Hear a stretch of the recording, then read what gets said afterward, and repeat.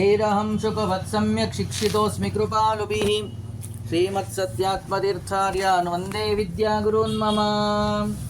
ಆಪಾದಮೌಲಿಪರ್ಯಂತಂ ಗುರೂಣಾಂ ಆಕೃತಿಂ ಸ್ಮರೇತ್ ತೇನ ವಿಘ್ನಾಃ ಪ್ರಣಶ್ಯಂತಿ ಸಿದ್ಧ್ಯಂತಿ ಚ ಮನೋರಥಾಃ.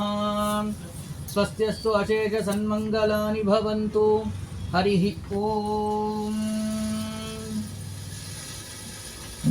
ಮೊನ್ನೆಯ ದಿನ ಹರಿವಂಶದ ಮಹಾತ್ಮೆಯನ್ನು ಅನೇಕ ವಿಷಯಗಳನ್ನು ಚಿಂತನೆಯನ್ನು ಮಾಡಿದ್ದೇವೆ. ಪ್ರತಿನಿತ್ಯವೂ ಕೂಡ ಹರಿವಂಶದ ಶ್ರವಣವನ್ನು ಮಾಡಬೇಕು. ಮಾಡುವುದರಿಂದ ವಿಶೇಷವಾಗಿ ವೈಷ್ಣವಂ ಪದಮಾಪ್ನುಯಾತ್, ಭಗವಂತನ ಲೋಕವನ್ನೇ ಹೊಂತಾರೆ ಎಂಬುವಂತಹ ವಿಷಯಗಳನ್ನು, ಹೀಗೇನೆ ಸತ್ಸಂತಾನ ಪ್ರಾಪ್ತಿಗೋಸ್ಕರವಾಗಿ, ವಂಶಾಭಿವೃದ್ಧಿಗೋಸ್ಕರವಾಗಿ ಯಾರು ಅಪುಷ್ಪವತಿಯಾಗಿದ್ದಾರೋ ಅವರು ಪುಷ್ಪವತಿಯಾಗುವುದಕ್ಕೋಸ್ಕರವಾಗಿಯೂ ಕೂಡ ವಿಶೇಷವಾಗಿ ಇದನ್ನು ಹರಿವಂಶವನ್ನು ಶ್ರವಣವನ್ನು ಮಾಡಲೇಬೇಕು ಎಂಬುವಂತಹ ಸಂದೇಶವನ್ನು ಮಹಾತ್ಮೆಯಿಂದಾಗಿ ನಾವು ಚಿಂತನೆಯನ್ನು ಮಾಡಿದ್ದೇವೆ. ಹಾಗೆಯೇ ಇದನ್ನು ರಚಿಸಿದಂತಹ ವೇದವ್ಯಾಸದೇವರನ್ನು ಕೂಡ ವಿಶೇಷವಾಗಿ ಸ್ತೋತ್ರವನ್ನು ಮಾಡ್ತಾ ಇದ್ದಾರೆ. ಜೈತಿ ಪರಾಶರ ಸೂನು ಸತ್ಯವತಿ ಹೃದಯನಂದನೋ ವ್ಯಾಸ ಯಸ್ಯಾಸ್ಯ ಕಮಲಗಲಿತಂ ವಾನ್ಮಯಂ ಅಮೃತಂ ಜಗತ್ ಪಿಬತಿ ಎಂಬುದಾಗಿ.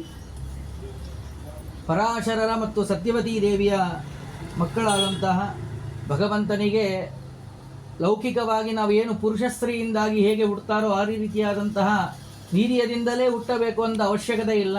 ಅದಕ್ಕೆ ಜ್ವಲಂತ ದೃಷ್ಟಾಂತವಾಗಿ ನರಸಿಂಹದೇವರ ಅವತಾರದಲ್ಲಿ ನಾವು ಕಂಬದಿಂದ ಬಂದಿದ್ದನ್ನು ನೋಡಿದ್ದೇವೆ. ಕೇವಲ ನಿಮಿತ್ತವನ್ನು ಮಾಡಿಕೊಂಡು ಸತ್ಯವತಿ ಪರಾಶರರನ್ನು ನಿಮಿತ್ತವನ್ನು ಮಾಡಿಕೊಂಡು ಅವತಾರವನ್ನು ಮಾಡಿದ್ದಾರೆ. ಅಂತಹ ವೇದವ್ಯಾಸ ದೇವರ ಮುಖಕಮಲದಿಂದಾಗಿ ಬಂದಂತಹ ಈ ವಾಂಗ್ಮಯವಾದಂತಹ ಅಮೃತವನ್ನು, ವಾಕೆಂಬುವಂತಹ ಮಾತೆಂಬುವಂತಹ ಶಬ್ದಗಳೆಂಬುವಂತಹ ಅಮೃತವನ್ನು ಸಮಸ್ತ ಜಗತ್ತು ಪಾನವನ್ನು ಮಾಡ್ತಾ ಇದೆ. ಅಂತಹ ಅದಕ್ಕೆ ಮುಖ್ಯ ಕಾರಣರಾದಂತಹ ವೇದವ್ಯಾಸ ದೇವರಿಗೆ ಅನಂತ ನಮಸ್ಕಾರಗಳನ್ನು ಸಮರ್ಪಣೆಯನ್ನು ಮಾಡ್ತಾ ಹೀಗೇನೆ ಮುಂದೆ ಅದರ ಫಲವನ್ನು ಕೂಡ ತಿಳಿಸ್ತಾ ಹೋಗ್ತಾರೆ. ವಿಶೇಷವಾಗಿ ಈ ಯಾವ ಹರಿವಂಶವನ್ನು ಪ್ರತಿನಿತ್ಯವೂ ಕೂಡ ಶ್ರವಣವನ್ನು ಮಾಡಲೇಬೇಕು, ಪಠನವನ್ನು ಮಾಡಲೇಬೇಕು. ಶ್ಲೋಕಾರ್ಧಂ ಶ್ಲೋಕಪಾದಂ ವಾ, ಅರ್ಧ ಶ್ಲೋಕ ಕೊನೆಯ ಒಂದು ಶ್ಲೋಕವಾದರೂ ಕೂಡ ಪ್ರತಿನಿತ್ಯವೂ ಕೂಡ ಪಠನೆಯನ್ನು ಮಾಡುವುದಾಗಲಿ ಶ್ರವಣವನ್ನಾಗಲಿ ಮಾಡಲೇಬೇಕು. ಮಾಡುವುದರಿಂದಾಗಿ ಅನೇಕ ರೀತಿಯಾದಂತಹ ಪುಣ್ಯವೂ ಕೂಡ ಇದೆ. ಅದರಲ್ಲಿ ಒಂದು ಹೇಳ್ತಾರೆ, ಯೋಗೋಶತಂ ಕನಕಶೃಂಗಮಯಂ ದದಾತಿ ವಿಪ್ರಾಯ ವೇದ ವಿದುಷೇ ಬಹುವಿಶ್ರುತಾಯ ಪುಣ್ಯಾಂಚ ಭಾರತ ಕಥಾಂ ಶೃಣುಯಾಚ್ಚ ತದ್ವತ ತುಲ್ಯಂ ಫಲಂ ಭವತಿ ತಸ್ಯ ದೈವ ಅಂತ ಹೇಳಿ. ಅಂತಂದರೆ ಪ್ರತಿನಿತ್ಯವೂ ಕೂಡ ಶ್ರವಣವನ್ನು ಮಾಡುವುದರಿಂದಾಗಿ, ಇದನ್ನು ಮಹಾಭಾರತವನ್ನು ಹರಿವಂಶವನ್ನು ಶ್ರವಣ ಮಾಡುವುದರಿಂದಾಗಿ ಗೋಶತಂ 100 ಗೋವುಗಳನ್ನು ದಾನ ಮಾಡಿದಂತಹ ಪುಣ್ಯ ಬರ್ತದೆ. ಆ ಗೋವುಗಳಾದರೂ ಕೂಡ ಹೇಗಿರಬೇಕು ಅಂತಂದರೆ ಅದನ್ನು ಹೇಳ್ತಾರೆ, ಮನುಷ್ಯ ಬದುಕಿರುವಾಗೇನೆ ಆ ಗೋವಿನ ದಾನವನ್ನು ಮಾಡಬೇಕು ಎಂಬುದಾಗಿ. ನಂತರದಲ್ಲಿ 6ನೇ ತಿಂಗಳಲ್ಲಿ, ಅವರು ಕಾಲವಾದ ನಂತರದಲ್ಲಿ 6ನೇ ತಿಂಗಳಲ್ಲಿ ಆ ವೈತರಣಿಯನ್ನು ದಾಟುವುದಕ್ಕೋಸ್ಕರವಾಗಿ ಗೋದಾನ ಮಾಡುವಂತಹ ಒಂದು ಕ್ರಮವಿದೆ. ಆದರೆ ಆ ಗೋವಾದರೂ ಕೂಡ ಹೇಗಿರಬೇಕು ಅಂತಂದರೆ ಕನಕಶೃಂಗಮಯಂ ಯಾವ ಕೋಡಿಗೆ ಬಂಗಾರದ ಲೇಪವನ್ನು ಮಾಡಿಸಿರ್ಬೇಕಂತೆ. ಬಂಗಾರದ ಲೇಪ, ಕಾಲಿಗೆ ಬೆಳ್ಳಿಯ ಕಡೆಗಾದಿಗಳನ್ನು ಹಚ್ಚಿರಬೇಕು. ಹೀಗೇನೆ ಕರ್ಣಾಭರಣಗಳನ್ನೆಲ್ಲವನ್ನು ಕೂಡ ಮಾಡಿಸಿ ಈ ಒಳ್ಳೆಯ ವಸ್ತ್ರವನ್ನು ಹಾಕಿ ಕಂಚಿನ ಪಾತ್ರೆಯನ್ನು, ಅದಕ್ಕೆ ಆಹಾರಕ್ಕೋಸ್ಕರವಾಗಿ ನೀರಿಗೋ ಏನಕ್ಕಾದರೂ ಕೂಡ ಕಂಚಿನ ಪಾತ್ರೆಯನ್ನು ಇಟ್ಟು ಈ ರೀತಿಯಾಗಿ ಒಂದು ಗೋವಿನ ದಾನವನ್ನು ಕೊಡಬೇಕು. ಇಷ್ಟೆಲ್ಲವನ್ನು ಸಿದ್ಧವನ್ನು ಮಾಡಿಕೊಂಡು ಗೋದಾನವನ್ನು ಮಾಡಬೇಕಂತೆ. ಈ ರೀತಿಯಾದಂತಹ 100 ಗೋವಿನ ದಾನವನ್ನು ಮಾಡಿದಾಗ ಏನು ಪುಣ್ಯ ಬರುತ್ತದೆಯೋ ಆ ಪುಣ್ಯ ಇದನ್ನು ಶ್ರವಣವನ್ನು ಮಾಡುವುದರಿಂದಲೇನೇ ಬರ್ತದೆ. ಏನು ಪೂರ್ವದಲ್ಲಿ ನಂತರದಲ್ಲಿ ಗೋವಿನ ದಾನವನ್ನು ಮಾಡಬೇಕು, 6ನೇ ತಿಂಗಳಲ್ಲಿ ಪೂರ್ವದಲ್ಲಿ ಯಾಕೆ ಮಾಡಬೇಕು, ಯಾಕೆ ಶ್ರವಣವನ್ನು ಮಾಡಬೇಕು ಅಂತಂದರೆ, ಉದಾಹರಣೆಗೆ ಲೌಕಿಕವಾಗಿ ಹೇಳ್ತಾ ಇರ್ತಾರೆ. ಎಲ್ಲೋ ಒಂದು ಕಡೆ ನಾವು ಊರಿಗೆ ಹೊರಟಿರ್ತೀವಿ. ಊರಿಗೆ ಹೊರಟಾಗ ಜೊತೆಯಲ್ಲಿ ಯಾವುದೋ ಯಾತ್ರೆಗೆ ಹೊರಡುವಾಗ ಜೊತೆಯಲ್ಲಿ ಜಂಡು ಬಾಂಬು, ವಿಕ್ಸ್ ಎಲ್ಲವನ್ನು ಕೂಡ ಇಟ್ಕೊಂಡು ಹೊರಟಿರ್ತೀವಿ. ಸೇಫ್ಟಿಗೋಸ್ಕರ ಫಸ್ಟ್ ಏಡ್ ಬಾಕ್ಸ್ ಅಂತ ಹೇಳಿ ತಲೆನೋವು ಮಾತ್ರೆ, ಸ್ವಲ್ಪ ಜ್ವರದ ಮಾತ್ರೆ, ಬದ್ರಿ ಯಾತ್ರೆಗೋ ಎಲ್ಲೋ ಹೋಗುವಾಗ ಇಟ್ಕೊಂಡಿರ್ತೀವಿ. ಯಾಕೆಂದರೆ ಅಕಸ್ಮಾತಾಗಿ ಏನಾದರೂ ಕೂಡ ಜ್ವರ ಬಂದರೆ, ನೆಗಡಿ ಕೆಮ್ಮು ಬಂದರೆ, ತಲೆನೋವು ಬಂದರೆ ಉಪಯೋಗ ಆಗುತ್ತೆ ಅಂತ ಹೇಳಿ ಇಟ್ಕೊಂಡಿರ್ತೀವಿ.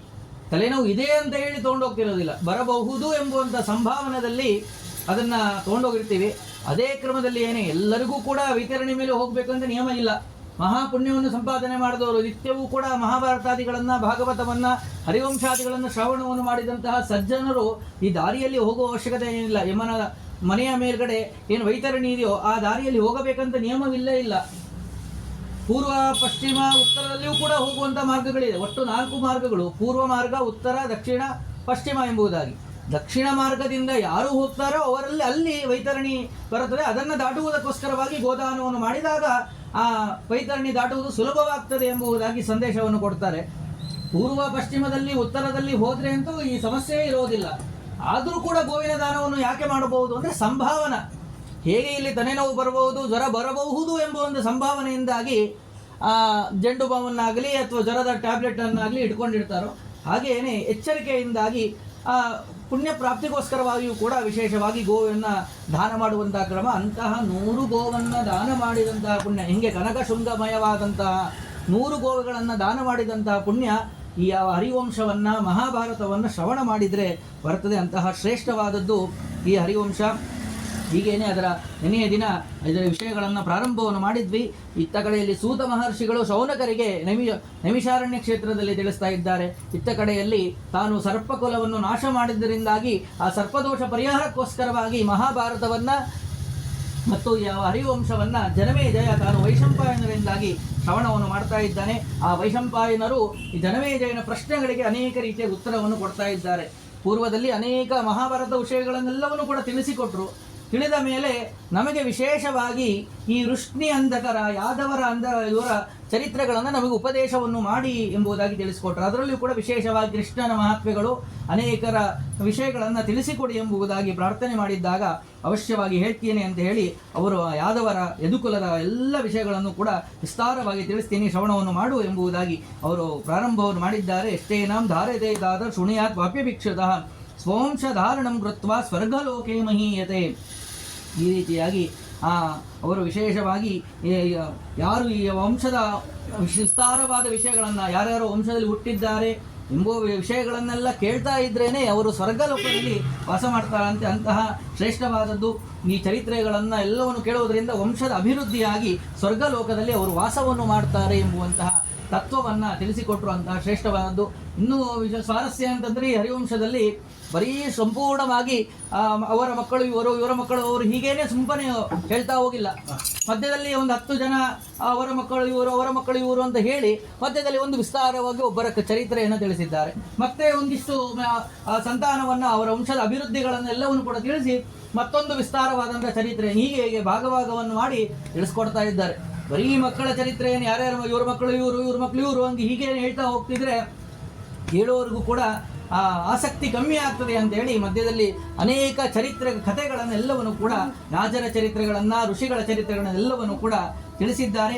ಹೀಗೇನೆ ಅಂತಹ ವಿಸ್ತಾರ ವಯಂ ಚೈವ ಯಥಾ ಪ್ರಜ್ಞಂ ಯಥಾ ಶ್ರುತಂ ಯಥಾಶಕ್ತಿ ಯಥಾಜ್ಞಪ್ತಿಯಾಗಿ ಅದನ್ನು ಉಪದೇಶವನ್ನು ಮಾಡ್ತೀನಿ ಎಂಬುದಾಗಿ ಹೇಳಿದರು. ಅದೇ ಕ್ರಮದಲ್ಲಿ ಏನೇ ಅದನ್ನು ತಿಳಿಸ್ತಾ ಇದ್ದಾರೆ. ತತಸ್ವಯಂಭೂ ಭಗವಾನ್ ಶಿಶ್ರುಕ್ಷರು ವಿವಿಧ ಪ್ರಜಾ ಆಪ ಏವ ಸಸರ್ಜಾದೋ ದಾಸು ವೀರ್ಯಾವ ಸೃಜತ. ಹೀಗೆ ಅದರ ಮೊದಲಿಗೆ ಆ ಭಗವಂತ, ಸರ್ವೋತ್ತಮನಾದಂಥ ಭಗವಂತ ಸೃಷ್ಟಿಯನ್ನು ಮಾಡುವುದಕ್ಕೆ ಪ್ರಾರಂಭವನ್ನು ಮಾಡಿ ನೀರನ್ನು ಸೃಷ್ಟಿ ಮಾಡಿ ಅಲ್ಲಿ ತಾನು 1000 ವರ್ಷಗಳ ಪರ್ಯಂತರವಾಗಿ ಮಲಗಿದ್ದಾನೆ. ಆಪೋ ನಾರ ಇತಿ ಪ್ರೋಕ್ತ ಅಂತ ನಿನ್ನೆ ದಿನ ಕೇಳಿದ್ವಿ ನಾವು. ಆಪಹ ಶಬ್ದಕ್ಕೆ ನಾರ ಎಂಬುದಾಗಿ ಅರ್ಥ ಇರೋದ್ರಿಂದಾಗಿ ಅಲ್ಲಿ ಆಶ್ರಯನಾಗಿರೋದ್ರಿಂದಾಗಿ ನೀರಿಗೆ ಆಶ್ರಯನಾದವನು ಭಗವಂತ, ಅದರಲ್ಲಿ ಇವನು ಆಶ್ರಿತನಾಗಿರೋದ್ರಿಂದಾಗಿ ಕೂಡ ಇವನಿಗೆ ನಾರಾಯಣ ಎಂಬುದಾಗಿ. ನೀರಲ್ಲೂ ಅವನಿದ್ದ, ನೀರಿಗೆ ಕಾರಣನಾದವನು ಭಗವಂತ, ನೀರನ್ನು ಆಶ್ರಯಿಸಿಕೊಂಡವನಿಗಿದ್ದಾನೆ, ಅದಕ್ಕೋಸ್ಕರವಾಗಿಯೂ ಕೂಡ ನಾರಾಯಣ. ಎರಡಕ್ಕೂ ಕೂಡ ಈಗ ನೀರಿಗೆ ಹೇಗೆ ಬಂತು, ಭಗವಂತನಿಂದ ಸೃಷ್ಟಿಯಾಯಿತು.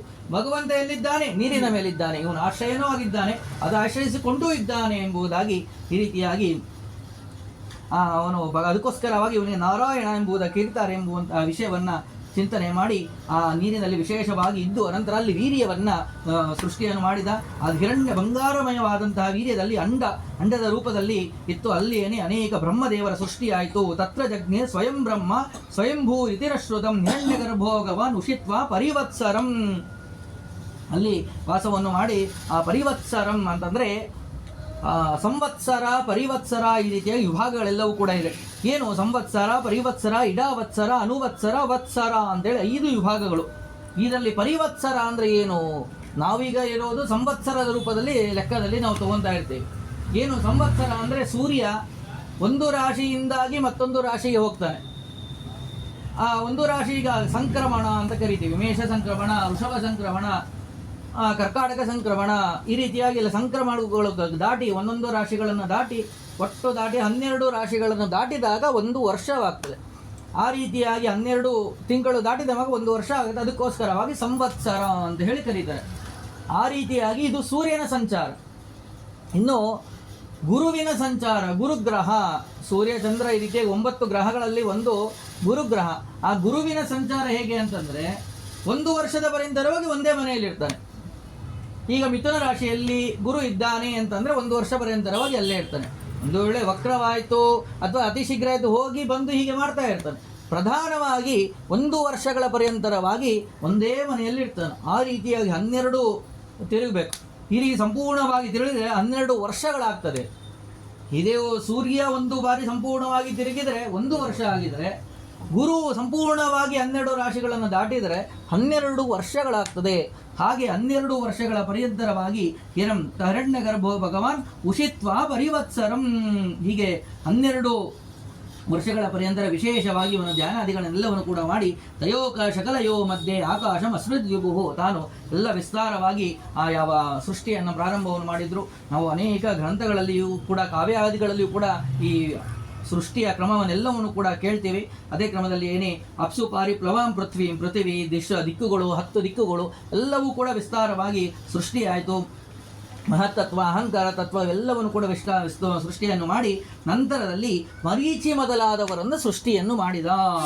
ಮರೀಚಿ ಮತ್ಸ್ಯಂಗರಸಂ ಪುಲಸ್ತ್ಯಂ ಪುಲಹಂ ಕ್ರತುಂ ವಸಿಷ್ಠಂಚ ಮಹಾತೇಜಾಃ ಸೋಸೃಜತ್ ಸಪ್ತಮಾನಸ. ಮಾನಸ ಪುತ್ರರು ಅಂತ ಕರೀತಾರೆ 7 ಜನಕ್ಕೆ. ಅದು ಯಾರ್ಯಾರು? ಮರೀಚಿ, ಅತ್ರಿ, ಅಂಗಿರಸ, ಪುಲಸ್ತ್ಯ, ಪುಲಹ, ಕ್ರತು, ವಸಿಷ್ಠ ಎಂಬುದಾಗಿ ಈ ಮಾನಸ ಪುತ್ರರು ಇವರೆಲ್ಲನೂ ಕೂಡ ಸೃಷ್ಟಿಯನ್ನು ಮಾಡಿದರು. ಸೃಷ್ಟಿಯನ್ನು ಮಾಡಿ ವಿಶೇಷವಾಗಿ ನಂತರದಲ್ಲಿ ಇವರೆಲ್ಲರಿಗೂ ಕೂಡ ಪ್ರಜೆಗಳನ್ನು ಸೃಷ್ಟಿಯನ್ನು ಮಾಡುವುದಕ್ಕೆ ಆಜ್ಞೆಯನ್ನು ಮಾಡಿದರು. ಆದರೆ ಇವರು ಯಾರಿಗೂ ಕೂಡ ಅದರ ಬಗ್ಗೆ ಮನಸ್ಸಿರಲಿಲ್ಲ. ಅವರು ಯಾವಾಗಲೂ ಕೂಡ ಭಗವಂತನಲ್ಲಿ ಆಸಕ್ತರಾಗಬೇಕು, ಭಗವಂತನ ಧ್ಯಾನ ಮಾಡಬೇಕು ಅಂತ ಮನಸ್ಸಿದ್ದಂಥವರು. ಅದಕ್ಕೋಸ್ಕರವಾಗಿ ಅವರಿಗೆ ಮನಸ್ಸು ಬರಲಿಲ್ಲ. ಆಗ ತಥೋಸೃಜತ್ ಪುನರ್ಬ್ರಹ್ಮ ರುದ್ರಂ ರೋಷಾತ್ಮ ಸಂಭವಂ, ಇವರಿಗೆ ಸಿಟ್ಟು ಬಂತು. ಆ ಸಿಟ್ಟಿನಿಂದಾಗಿ ರೋಷಾತ್ಮರಾಗಿ ಇವರು ಆ ರುದ್ರನನ್ನು ಸೃಷ್ಟಿಯನ್ನು ಮಾಡಿದರು. ಆ ರುದ್ರದೇವರು ಸಿಟ್ಟಿನಿಂದಲೇ ಅವರು ರೋದನೆ ಮಾಡುತ್ತಾ ಅಳುತ್ತಾ ಅವರು ಅವತಾರವನ್ನು ಪಡೆದರು. ಅದಕ್ಕೋಸ್ಕರವಾಗಿ ರೋದನಾತಿಥಿ ರುದ್ರ, ಅಳುತ್ತಾ ಇವರು ಸೃಷ್ಟಿಯನ್ನು ಪಡೆದಿದ್ದರಿಂದಾಗಿ ರುದ್ರ ಎಂಬುದಾಗಿ ಇವರಿಗೆ ಹೆಸರು ಬಂತು. ಈ ರೀತಿಯಾಗಿ ಆ ಜನ್ಮವನ್ನು ಪಡೆದ ಮೇಲೆ ಸಪ್ತೇಜೆ ಜನಂತಿ ಸ್ಮ ಪ್ರಜಾರುದ್ರಾಷ್ಟ ಭಾರತ ಸ್ಕಂದ ಸನತ್ ಕುಮಾರಶ್ಚ ತೇಜಸ್ ಸಂಕ್ಷಿಪ್ಯ ತಿಷ್ಠದ. ಹೀಗೇನೆ ಸ್ಕಂದ ಸನತ್ ಕುಮಾರರು ಏನೋ ಸನಕ ಸನಂದನ ಸನಾತನ ಏನೋ ಕೇಳ್ತೀವಿ, ಅವರೆಲ್ಲರನ್ನು ಕೂಡ ಸೃಷ್ಟಿಯನ್ನು ಮಾಡಿದರು. ಹೀಗೆಲ್ಲ ಸೃಷ್ಟಿಯಲ್ಲ ಆದ ಮೇಲೆ ನಂತರಲ್ಲಿ ಈ ಯಾವ ಬ್ರಹ್ಮದೇವರು ತಮ್ಮ ಅವಯವಗಳಿಂದ ಅನೇಕ ಸೃಷ್ಟಿಯನ್ನು ಮಾಡಿದರು.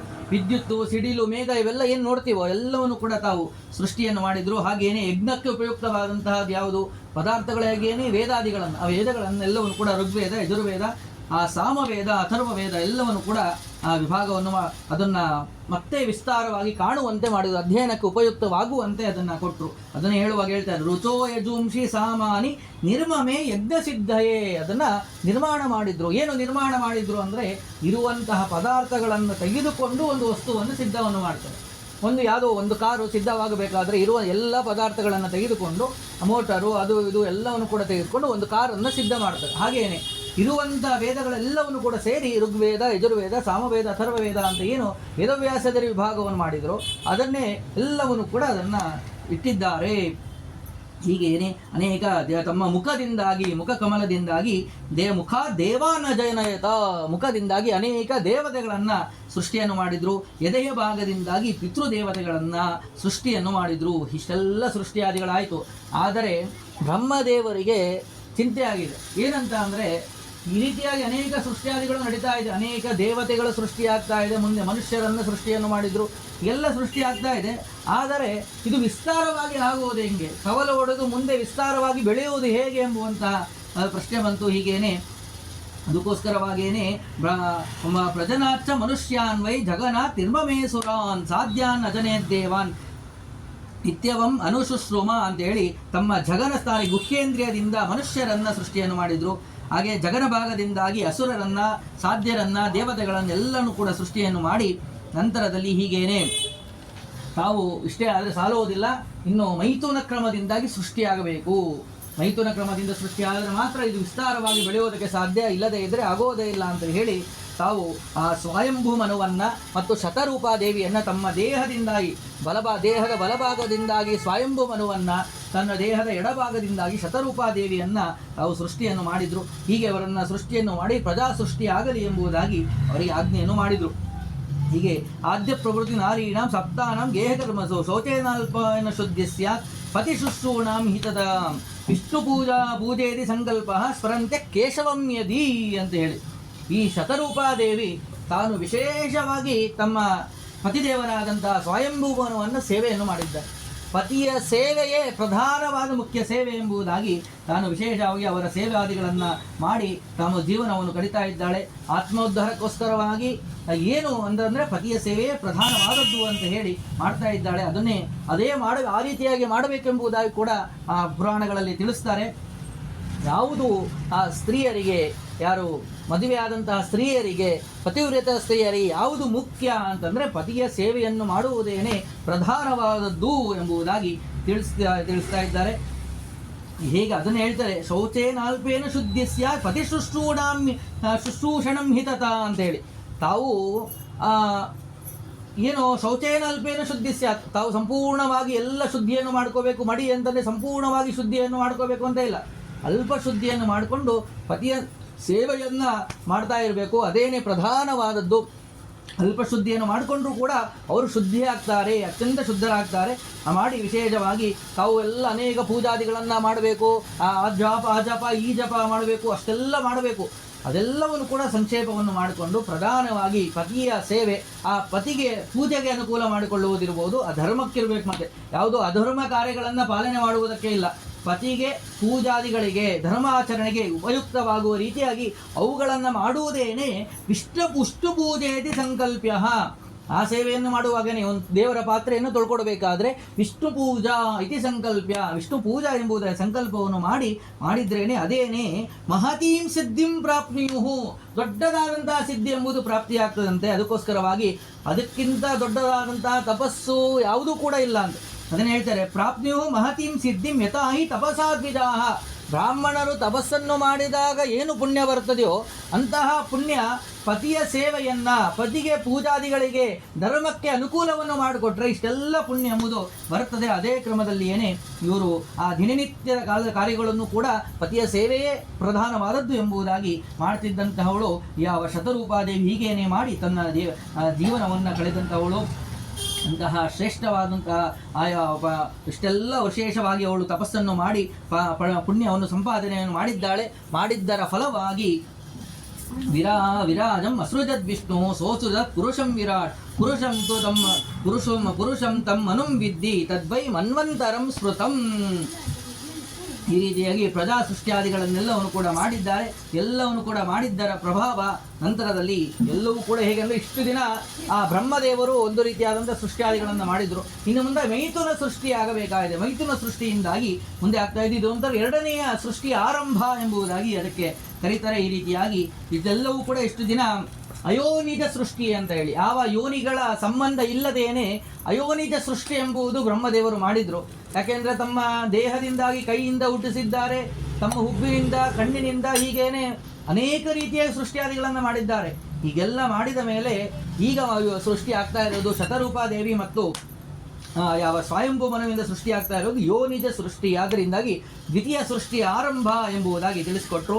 ಆಯುಷ್ಮಾನ್ ಕೀರ್ತಿಮಾನ್ ಧನ್ಯ ಪ್ರಜಾವಾನ್ ಶ್ರುತವಾಂಸ್ತತಾ ಆದಿಸರ್ಗಂ ವಿದಿತ್ವೇವಂ ಯಥೇಷ್ಟಾಂ ಗತಿಮಾಪ್ನುಯಾತ್ ಅಂತ ಈ ರೀತಿಯ ಮೊದಲನೆಯ ಸರ್ಗವನ್ನು ಶ್ರವಣ ಮಾಡುವುದರಿಂದಾಗಿ, ಪಾರಾಯಣಾದಿಗಳನ್ನು ಮಾಡುವುದರಿಂದಾಗಿ ದೀರ್ಘಾಯುಷ್ಯವಂತರು, ಕೀರ್ತಿವಂತರು, ಧನ್ಯರು, ಪುತ್ರವಂತರು, ಶಾಸ್ತ್ರಶ್ರವಣ ಯೋಗ್ಯತೆಯನ್ನು ಪಡೆಯುವಂಥವರು, ಹರಿಭಕ್ತಿಯನ್ನು ಹೊಂದಿ ವಿಶೇಷವಾಗಿ ಯಥೇಷ್ಟವಾದಂಥ ಶ್ರೇಷ್ಠವಾದಂಥ ಗತಿ ಹೊಂದುವಂತಹ ಶ್ರೇಷ್ಠವಾದ ಪುಣ್ಯ ಈ ಹರಿವಂಶದ ಕಿಲಭಾಗದಲ್ಲಿ ಬರುವಂಥ ಮೊದಲೇ ಅಧ್ಯಾಯ ಶ್ರವಣ ಮಾಡುವುದರಿಂದ ಬರುತ್ತದೆ ಎಂಬುದನ್ನು ಚಿಂತನೆ ಮಾಡ್ತಾ ಎರಡನೇ ಅಧ್ಯಾಯವನ್ನು ಪ್ರಾರಂಭ ಮಾಡ್ತಾ ಇದ್ದಾರೆ. ವೈಶಂಪಾಯನೋ ವಾಚ ಇಲ್ಲಿ ಸ್ವಯಂಭೂ ಮನುವಿನ ವಂಶಾವಳಿಯನ್ನು ವಿಸ್ತಾರವಾಗಿ ತಿಳಿಸ್ತಾ ಇದ್ದಾರೆ.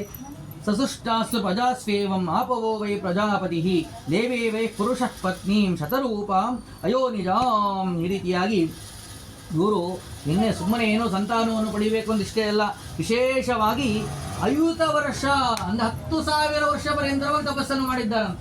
ಬ್ರಹ್ಮದೇವರು ಹೇಳಿದ್ರು ಅಂತ ಹೇಳಿ ಸೃಷ್ಟಿಯನ್ನು ಮಾಡಬೇಕಾಗಿದೆ, ಆದರೆ ಮಾಡುವುದಕ್ಕೆ ಮುಂಚೆ ಪುಣ್ಯ ಬೇಕಲ್ಲ, ಪುಣ್ಯ ಇಲ್ಲದೆ ಇದ್ದರೆ ಏನೂ ಕೂಡ ಸಾಧ್ಯವಿಲ್ಲ. ಅದಕ್ಕೋಸ್ಕರವಾಗಿ ಒಂದು ಸಂತಾನವನ್ನು ಪಡೆಯಬೇಕಾದರೆ ತತ್ಪೂರ್ವದಲ್ಲಿ ವಿಶೇಷವಾಗಿ ಜಪವನ್ನು ಮಾಡಿ ಪಾರಾಯಣಾದಿಗಳನ್ನು ಮಾಡಿ ಪುಣ್ಯವನ್ನು ಗಳಿಸಿ ಆ ಪುಣ್ಯದ ಫಲದಿಂದಾಗಿ ನಂತರದಲ್ಲಿ ಗರ್ಭಧಾರಣೆಯನ್ನು ಮಾಡಿಸಿ ಅನಂತರದಲ್ಲಿ ಹುಟ್ಟುವಂಥ ಮಗ ಶ್ರೇಯಸ್ಸುಯುಕ್ತನಾದಂಥವನು, ಅತ್ಯಂತ ಪುಣ್ಯಯುಕ್ತನಾದಂತಹ ಮಗು ಹುಟ್ಟುವುದಕ್ಕೆ ಸಾಧ್ಯ ಎಂಬುದಾಗಿ ಹೇಳ್ತಾರೆ. ಅದಕ್ಕೋಸ್ಕರವಾಗಿಯೇ 10,000 ವರ್ಷಗಳ ಪರ್ಯಂತರವಾಗಿ ವಿಶೇಷವಾಗಿ ತಾನು ತಪಸ್ಸನ್ನು ಮಾಡಿ ಪತಿಯ ಸೇವೆಗಳೆಲ್ಲವನ್ನು ಕೂಡ ಮಾಡಿ ಪುಣ್ಯವನ್ನು ಸಂಪಾದನೆಯನ್ನು ಮಾಡಿದ್ದಾಳೆ. ನಂತರದಲ್ಲಿ ಯಾವ ಸಂತಾನವನ್ನು ಪಡೆಯುವುದಕ್ಕೋಸ್ಕರವಾಗಿ ಭಗವಂತನ ಆಜ್ಞೆಯನ್ನು ಪಡೆದುಕೊಂಡು ವೈರಾಜ ಪುರುಷಾದ್ವೀರಂ ಶತರೂಪ ವ್ಯಜಾಯತ, ಅವರಿಂದಾಗಿ ಯಾವ ಸಂತಾನ ಆಗಿದೆ ಅವನೇ ವೀರ ಎಂಬುವನು ಹುಟ್ಟಿದ್ದಾನೆ. ನೋಡಿ, ಅದಕ್ಕೋಸ್ಕರವಾಗಿ ಇವರ ಇಷ್ಟೆಲ್ಲ ತಪಸ್ಸಿನ ಪ್ರಭಾವದಿಂದಾಗಿ ಮನ್ವಂತರಕ್ಕೆ ಸ್ವಯಂಭೂವನ್ನು ಮೊದಲನೇ ಮನ್ವಂತರಕ್ಕೆ ಸ್ವಯಂಭೂ ಮನ್ವಂತರ ಎಂಬುದಾಗಿ ಕರೀತಾರೆ. ಈ ರೀತಿಯಾಗಿ ಕೃತಯುಗ, ತ್ರೇತಾಯುಗ, ದ್ವಾಪರ ಯುಗ, ಕಲಿಯುಗ ಅಂತೇಳಿ 4 ಯುಗಗಳು. ಕೃತಯುಗದಲ್ಲಿ 14,17,28,000 ವರ್ಷಗಳು ಒಟ್ಟು ಕೃತಯುಗದಲ್ಲಿ. ತ್ರೇತಾಯುಗದಲ್ಲಿ 12,98,000 ವರ್ಷ. ದ್ವಾಪರ ಯುಗದಲ್ಲಿ 8,64,000 ವರ್ಷಗಳು. ಯಾವ ಕಲಿಯುಗದಲ್ಲಿ, ಈಗ ನಾವು ಏನು ಕಲಿಯುಗದಲ್ಲಿ ಇದ್ದೇವೋ ಅದರಲ್ಲಿ 4,32,000 ವರ್ಷಗಳು. ಇವು ಒಂದು ಯುಗದ ಕಾಲಮಾನ. ಈ ಥರ 71 ಬಾರಿ ಆಗಬೇಕು. ಈ ಥರ 71 ಬಾರಿ ಆದರೆ ಆಗ ಒಂದು ಮನ್ವಂತರ ಅಂತ ಆಗ್ತದೆ. ಅಂದರೆ ಒಟ್ಟು ಕೂಡಿಸಿದರೆ ಎಷ್ಟಾಗ್ತದೆ ಅಂತಂದರೆ 30,85,70,000 ವರ್ಷಗಳು ಅಂದರೆ ಒಂದು ಮನ್ವಂತರ. ಇಷ್ಟು ಮನ್ವಂತರಕ್ಕೆ ಒಬ್ಬನೇ ಅಧಿಪತಿಯಾಗಿರ್ತಾನೆ, ಅವನೇ ಈಗ ಮೊದಲನೇ ಮನ್ವಂತರ ಸ್ವಯಂಭೂ ಮನ್ವಂತರ ಅಂತ ಹೇಳಿ ಕರೀತಾರೆ. ಈ ರೀತಿಯಾಗಿ ಅದರ ಕಾಲವನ್ನೆಲ್ಲವನ್ನು ಕೂಡ ತಿಳಿಸ್ತಾರೆ. ಇಲ್ಲಿ ಮೊದಲಿಗೆ ಈಗ ಅವರಿಬ್ಬರ ಸಂಗಮದಿಂದಾಗಿ ಹುಟ್ಟಿದಂಥವನು ವೀರ ಅಂಥೇಳಿ ಮಹಾಯೋಗ್ಯನಾದಂತಹ ವ್ಯಕ್ತಿ. ವೈರಾಜ ಪುರುಷಾತ್ ವೀರಂ ಶತರೂಪ ವ್ಯಜಾಯತ, ಅವರಿಂದಾಗಿ ಆ ವೀರ ಹುಟ್ಟಿದ ನಂತರದಲ್ಲಿ ಆ ವೀರನಲ್ಲಿ ಹುಟ್ಟಿದವನು ವೀರಾತ್ ಪ್ರಿಯವ್ರತ ಉತ್ಥಾನಪಾದೌ ಕಾಮ್ಯ ವ್ಯಜಾಯತ ಅಂತ ಹೇಳಿ. ವೀರನ ಹೆಂಡತಿ ಕಾಮ್ಯ ಅಂತ ಹೇಳಿ ಅವಳು ಅಪ್ಸರಾಸ್ತ್ರೀ. ಇವಳು ಕೂಡ ಪೂರ್ವದಲ್ಲಿ ಏನೇ ಹುಟ್ಟಿದವಳು. ಈಗ ಯೋನಿಜೆಯಿಂದಾಗಿ ಇವರು ಹುಟ್ಟಿದ ಕ್ರಮ ಪ್ರಾರಂಭವಾಗಿದೆ. ಪೂರ್ವದಲ್ಲಿ ಏನೇ ಅನೇಕರ ಸಂತಾನವಾದ ಮೇಲೆ ಋಷಿಗಳ ಅವರ ಮಕ್ಕಳಾಗಿ ಗಂಧರ್ವರ ಮಕ್ಕಳಾಗಿ ಹೀಗೆ ಅನೇಕರ ಸಂತಾನವಾಗ್ತಾ ಹೋಗಿದೆ ಬೇರೆ ಕ್ರಮದಲ್ಲಿ. ಆ ರೀತಿಯಾಗಿ ಹುಟ್ಟಿದವಳು ಅಪ್ಸರಾಸ್ತ್ರೀ ಯಾವ ಕಾಮ್ಯ ಎಂಬುವಳು. ಆ ಕಾಮ್ಯನನ್ನ ವೀರ ಮದುವೆ ಆಗ್ತಾರೆ. ಇವರೊಬ್ಬರ ಸಂಗಮದಿಂದಾಗಿ ಇವರೊಬ್ಬರಲ್ಲಿ ಹುಟ್ಟಿದವರು ಪ್ರಿಯವ್ರತ ಉತ್ಥಾನಪಾದ ಅಂತ ಹೇಳಿ ನಾವು ಭಾಗವತಾದಿಗಳಲ್ಲಿ ಪ್ರಸಿದ್ಧವಾದಂತಹ ಹೆಸರುಗಳು. ದೇವವ್ರತ ಉತ್ಥಾನಪಾದ ಎಲ್ಲ. ಪ್ರಿಯವ್ರತ ಉತ್ಥಾನಪಾದೋ ವೀರಾತ್ ಕಾಮ್ಯ ವ್ಯಜಾಯತ ಅಂತ ಹೇಳಿ ಹೀಗೇನೆ ಮುಂದೆ ಆ ಕಾಮ್ಯ ಅವರಲ್ಲಿ ಯಾವ ಪುತ್ರಾಸ್ತು ಆ ಕಾಮ್ಯ ನಾಮ ಮಹಾಭಾವೋ ಕರ್ದಮಸ್ಯ ಕರ್ದಮ ಪ್ರಜಾಪತಿಯ ಶ್ರೇಷ್ಠವಾದಂತಹ ಮಗಳು ಎಂಬುದಾಗಿ ಕೂಡ ಅದನ್ನು ತಿಳಿಸ್ತಾರೆ. ಹೀಗೇನೆ ಅವಳನ್ನು ಮುಂದೆ ಅವರ ಸಂಚಾರ ಯಾರ್ಯಾರು ಮಕ್ಕಳು ಹುಟ್ಟಿದ್ರು ಎಂಬುದನ್ನು ಕೂಡ ತಿಳಿಸ್ತಾ ಹೋಗ್ತಾರೆ. ಕಾಮ್ಯ ಪುತ್ರಾಸ್ತು ಚತ್ವಾರಃ ಸಮ್ರಾಟ್ ಕುಕ್ಷಿ ವಿರಾಟ್ ಪ್ರಭು ಪ್ರೇವ್ರತ ಸಮಾಸಾಧ್ಯ ಪತಿಂಸ ಸುಶ್ರೇ ಸುತಾನ್ ಅಂತ ಹೇಳಿ ಹೀಗೇನೆ ಇವರ ಮಕ್ಕಳಾದರೆ ಮತ್ತೆ ಪ್ರಿಯವ್ರತನಿಗೂ ಕೂಡ ಅವನ ಹೆಂಡತಿಯ ಹೆಸರು ಕೂಡ ಕಾಮ್ಯ ಅಂತ ಹೇಳಿ. ಮೊದಲನೆಯ ಕಾಮ್ಯ ಅಪ್ಸರಾಸ್ತ್ರೀ. ಈ ಕಾಮ್ಯ ಇನ್ನೊಬ್ಬಳಕ್ಕೆ ಪ್ರಜಾಪತಿಯ ಕರ್ದಮ ಪ್ರಜಾಪತಿಯ ಮಗಳು. ಇವಳಲ್ಲಿ ಹುಟ್ಟಿದವರು ಯಾವ 4 ಜನ ಮಕ್ಕಳು ಹುಟ್ಟಿದ್ರು. ಕುಕ್ಷಿ ವಿರಾಟ್ ಪ್ರಭು ಎಂಬುದಾಗಿ 4 ಜನ ಸಾಮ್ರಾಟ್ ಕುಕ್ಷಿ ವಿರಾಟ್ ಪ್ರಭು ಎಂಬುದಾಗಿ 4 ಜನ ಮಕ್ಕಳು ಇವರಲ್ಲಿ ಹುಟ್ಟುತ್ತಾರೆ. ಹೀಗೇನೆ ಅವರವರ ವಂಶಾವಳಿ ಎಲ್ಲವನ್ನು ಕೂಡ ತಿಳಿಸ್ತಾ ಹೋಗ್ತಾ ಇದ್ದಾರೆ. ಉತ್ಥಾನಪಾದವು ಕೂಡ ಮಕ್ಕಳಿಲ್ಲದೇನೆ ಅತ್ರಿ ಋಷಿಗಳನ್ನು ದತ್ತುಪುತ್ರನಾಗಿ ತಾನು ಪಡೆದುಕೊಂತಾರೆ. ಮುಂದೆ ಅವನ ಮದುವೆ ಆದ ಮೇಲೆ ಧ್ರುವ, ಕೀರ್ತಿಮಾನ್, ಶಿವ, ಶಾಂತ, ಆಯುಷ್ಪತಿ ಎಂಬುವಂಥ 5 ಜನ ಮಕ್ಕಳು ಅವರಿಗೆ ಹಾಕ್ತಾರೆ. ಹೀಗೇನೆ ಆ ಮೊದಲನೆಯವನು ಧ್ರುವ. ಏನು ಧ್ರುವನ ಪ್ರಸಿದ್ಧವಾದಂತಹ ಚರಿತ್ರೆಯನ್ನು ನಾವು ಕೇಳ್ತೀವಿ. ಧ್ರುವರಾಜನ ಚರಿತ್ರೆ. ಧ್ರುವೋ ವರ್ಷ ಸಹಸ್ರಾಣಿ ಹಿಡಿ ದಿವ್ಯಾನಿ ಭಾರತ ತಪಸ್ತೇಪೆ ಮಹಾರಾಜ ಪಾರ್ಥಯನ್ ಸಮಯದ್ಯಶಃ ಅಂತ ಹೇಳಿ ಧ್ರುವರಾಜ ತಾನು ವಿಶೇಷವಾಗಿ ಸುನೀತಿ ಸುರುಚಿ ಅಂತ ಹೇಳಿ ತಾಯಂದಿರು. ಆ ಸುನೀತಿ ಪ್ರಸಿದ್ಧವಾದಂತಹ ಚರಿತ್ರೆಯೇನೆ. ಸುನೀತಿಯ ಮಗ ಯಾವ ಧ್ರುವರಾಜ. ಸುರುಚಿ ತಾನು ತನ್ನ ತಂದೆಯ ತೊಡೆ ಮೇಲೆ ಕೂಡುವುದಕ್ಕೆ ಬಿಡದೇ ಇದ್ದಾಗೆ ಅವನು ತಪಸ್ಸಿಗೋಸ್ಕರವಾಗಿ ಹೊರಟಂತಹ ಸಂದರ್ಭದಲ್ಲಿ ನಾರದರು ತಡೀತಾರೆ. ನಾರದರು ತಡೆದು ಈ ಕಡೆ ಹೊರಟುವಂಥ ವಿಶೇಷ ಏನು ಅಂತ ಕೇಳಿ, ಸಣ್ಣ ಹುಡುಗ 5 ವರ್ಷದ ಬಾಲಕ ತಡೆದಿದ್ದಾರೆ.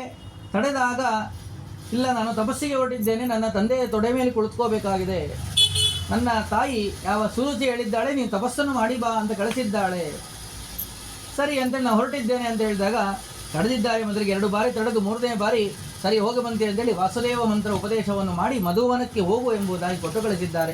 ಅಲ್ಲಿ ಅನೇಕ ವರ್ಷಗಳ ಪರ್ಯಂತರವಾಗಿ ವಿಶೇಷವಾಗಿ ತಪಸ್ಸನ್ನು ಮಾಡಿದ್ದಾರೆ. ಭಾಗವತದಲ್ಲಿ 6 ತಿಂಗಳ ಪರ್ಯಂತರವಾಗಿ ತಪಸ್ಸನ್ನು ಮಾಡಿದ್ರು ಅಂತ ಬಂದರೆ, ಇಲ್ಲಿ 36,000 ವರ್ಷಗಳ ವಿಶೇಷವಾಗಿ ತಸ್ಮೇ ಬ್ರಹ್ಮ ದದೋ ಪ್ರೀತಃ ಸಾನ್ಮ ಪ್ರೀತಿ, ಅನೇಕ ಸಾವಿರಾರು ವರ್ಷಗಳ ಪರ್ಯಂತರವಾಗಿ ಇವನು ತಪಸ್ಸನ್ನು ಮಾಡಿ ಪುಣ್ಯವನ್ನು ಸಂಪಾದನೆ ಮಾಡಿದ್ದಾನೆ ಎಂಬುದಾಗಿ ಕೂಡ ತಿಳಿಸಿದ್ದಾರೆ. ಇಷ್ಟೆಲ್ಲ ಅವನು ತಾನು ತಪಸ್ಸನ್ನು ಮಾಡಿದ್ದರ ಪ್ರಭಾವವಾಗಿ ಸ್ವಯಂ ಭಗವಂತನನ್ನೇ ದರ್ಶನವನ್ನು ಪಡೆದ.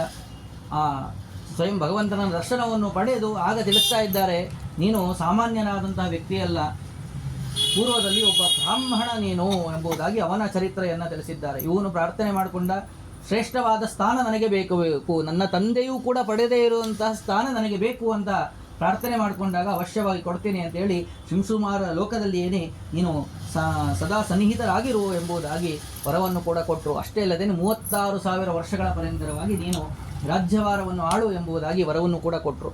ಇಷ್ಟೆಲ್ಲ ವರವನ್ನು ಪಡೆದ ಮೇಲೆ ತನ್ನ ಪೂರ್ವಜನ್ಮ ವೃತ್ತಾಂತವನ್ನು ಕೂಡ ತಿಳಿಸ್ತಾ ಇದ್ದಾರೆ. ಅವನು ಒಬ್ಬ ಬ್ರಾಹ್ಮಣ, ತಾನು ವಿಶೇಷವಾಗಿ ಭಗವಂತನನ್ನು ಸಂತೋಷಪಡಿಸುವುದಕ್ಕೋಸ್ಕರವಾಗಿ ತಪಸ್ಸನ್ನು ಮಾಡಿ ಸಾಧನೆಯನ್ನು ಮಾಡಿಕೊಂಡಂತಹ ವ್ಯಕ್ತಿ. ಅಷ್ಟೇ ಅಲ್ಲದೇನೆ ಸ್ವಯಂ ಭಗವಂತನನ್ನು ಪ್ರತ್ಯಕ್ಷಗೊಳಿಸಿಕೊಂಡಂತಹ ವ್ಯಕ್ತಿ ಪೂರ್ವಜನ್ಮದಲ್ಲಿಯೇ ಆ ಬ್ರಾಹ್ಮಣ. ಹೀಗಿರುವಾಗ ಒಮ್ಮೆ ಒಬ್ಬ ಹೀಗೆ ತಪಸ್ಸನ್ನು ಕೂಡ ಮಾಡ್ತಾ ಇದ್ದಾನೆ, ನಡೀತಾ ಇದೆ ಸಂಸಾರ, ಅವನ ಸ್ನೇಹಿತರ ಜೊತೆ ಆಟ ಎಲ್ಲವೂ ಕೂಡ ನಡೀತಾ ಇದೆ. ಈಗಿರುವಂಥ ಸಮಯದಲ್ಲಿ ಒಬ್ಬ ರಾಜಕುಮಾರನ ಭೇಟಿಯಾಯಿತು, ಅವನ ಜೊತೆ ಸ್ನೇಹ ಬೆಳೀತು. ಅವನೇನು ವಿಶೇಷತೆ, ರಾಜರ ಮಗ ಅಂತಂದ್ರೆ ಹೇಗಿರ್ತಾನೆ ಎಲ್ಲವನ್ನು ಕೂಡ ನೋಡೋದಕ್ಕೆ ಪ್ರಾರಂಭ ಮಾಡ್ದ. ಅವನ ಬಗ್ಗೆ ಎಲ್ಲ ತಿಳಿಯೋದಕ್ಕೆ ಪ್ರಾರಂಭವಾಯಿತು. ಬಹಳ ಸಂತೋಷ ಆಯಿತು ಅವನಿಗೆ. ಏನಿದು ಇಷ್ಟು ವೈಭವದಿಂದ ಇರ್ತಾರೆ ಇವರು ರಾಜ ಮಕ್ಕಳು, ಎಷ್ಟು ವೈಭವ, ಎಷ್ಟು ಭೋಗಾದಿಗಳನ್ನು ಮಾಡ್ತಾರೆ ಅಂತೇಳಿ ಅವನಿಗೆ ಇನ್ನೂ ಅವರ ಕಡೆ ಉತ್ಸಾಹ ಜಾಸ್ತಿ ಆಯಿತು. ಸಂಪೂರ್ಣವಾದ ಬಗ್ಗೆ ಎಲ್ಲ ತಿಳ್ಕೊಂಡ ನಂತರದಲ್ಲಿ ಭಗವಂತನ ಮೇಲೆ ಇದ್ದಂತಹ ಭಕ್ತಿ ಅವನಿಗೆ ಸ್ವಲ್ಪ ಈ ಕಡೆ ವಾಲುವುದಕ್ಕೆ ಪ್ರಾರಂಭವಾಯಿತು.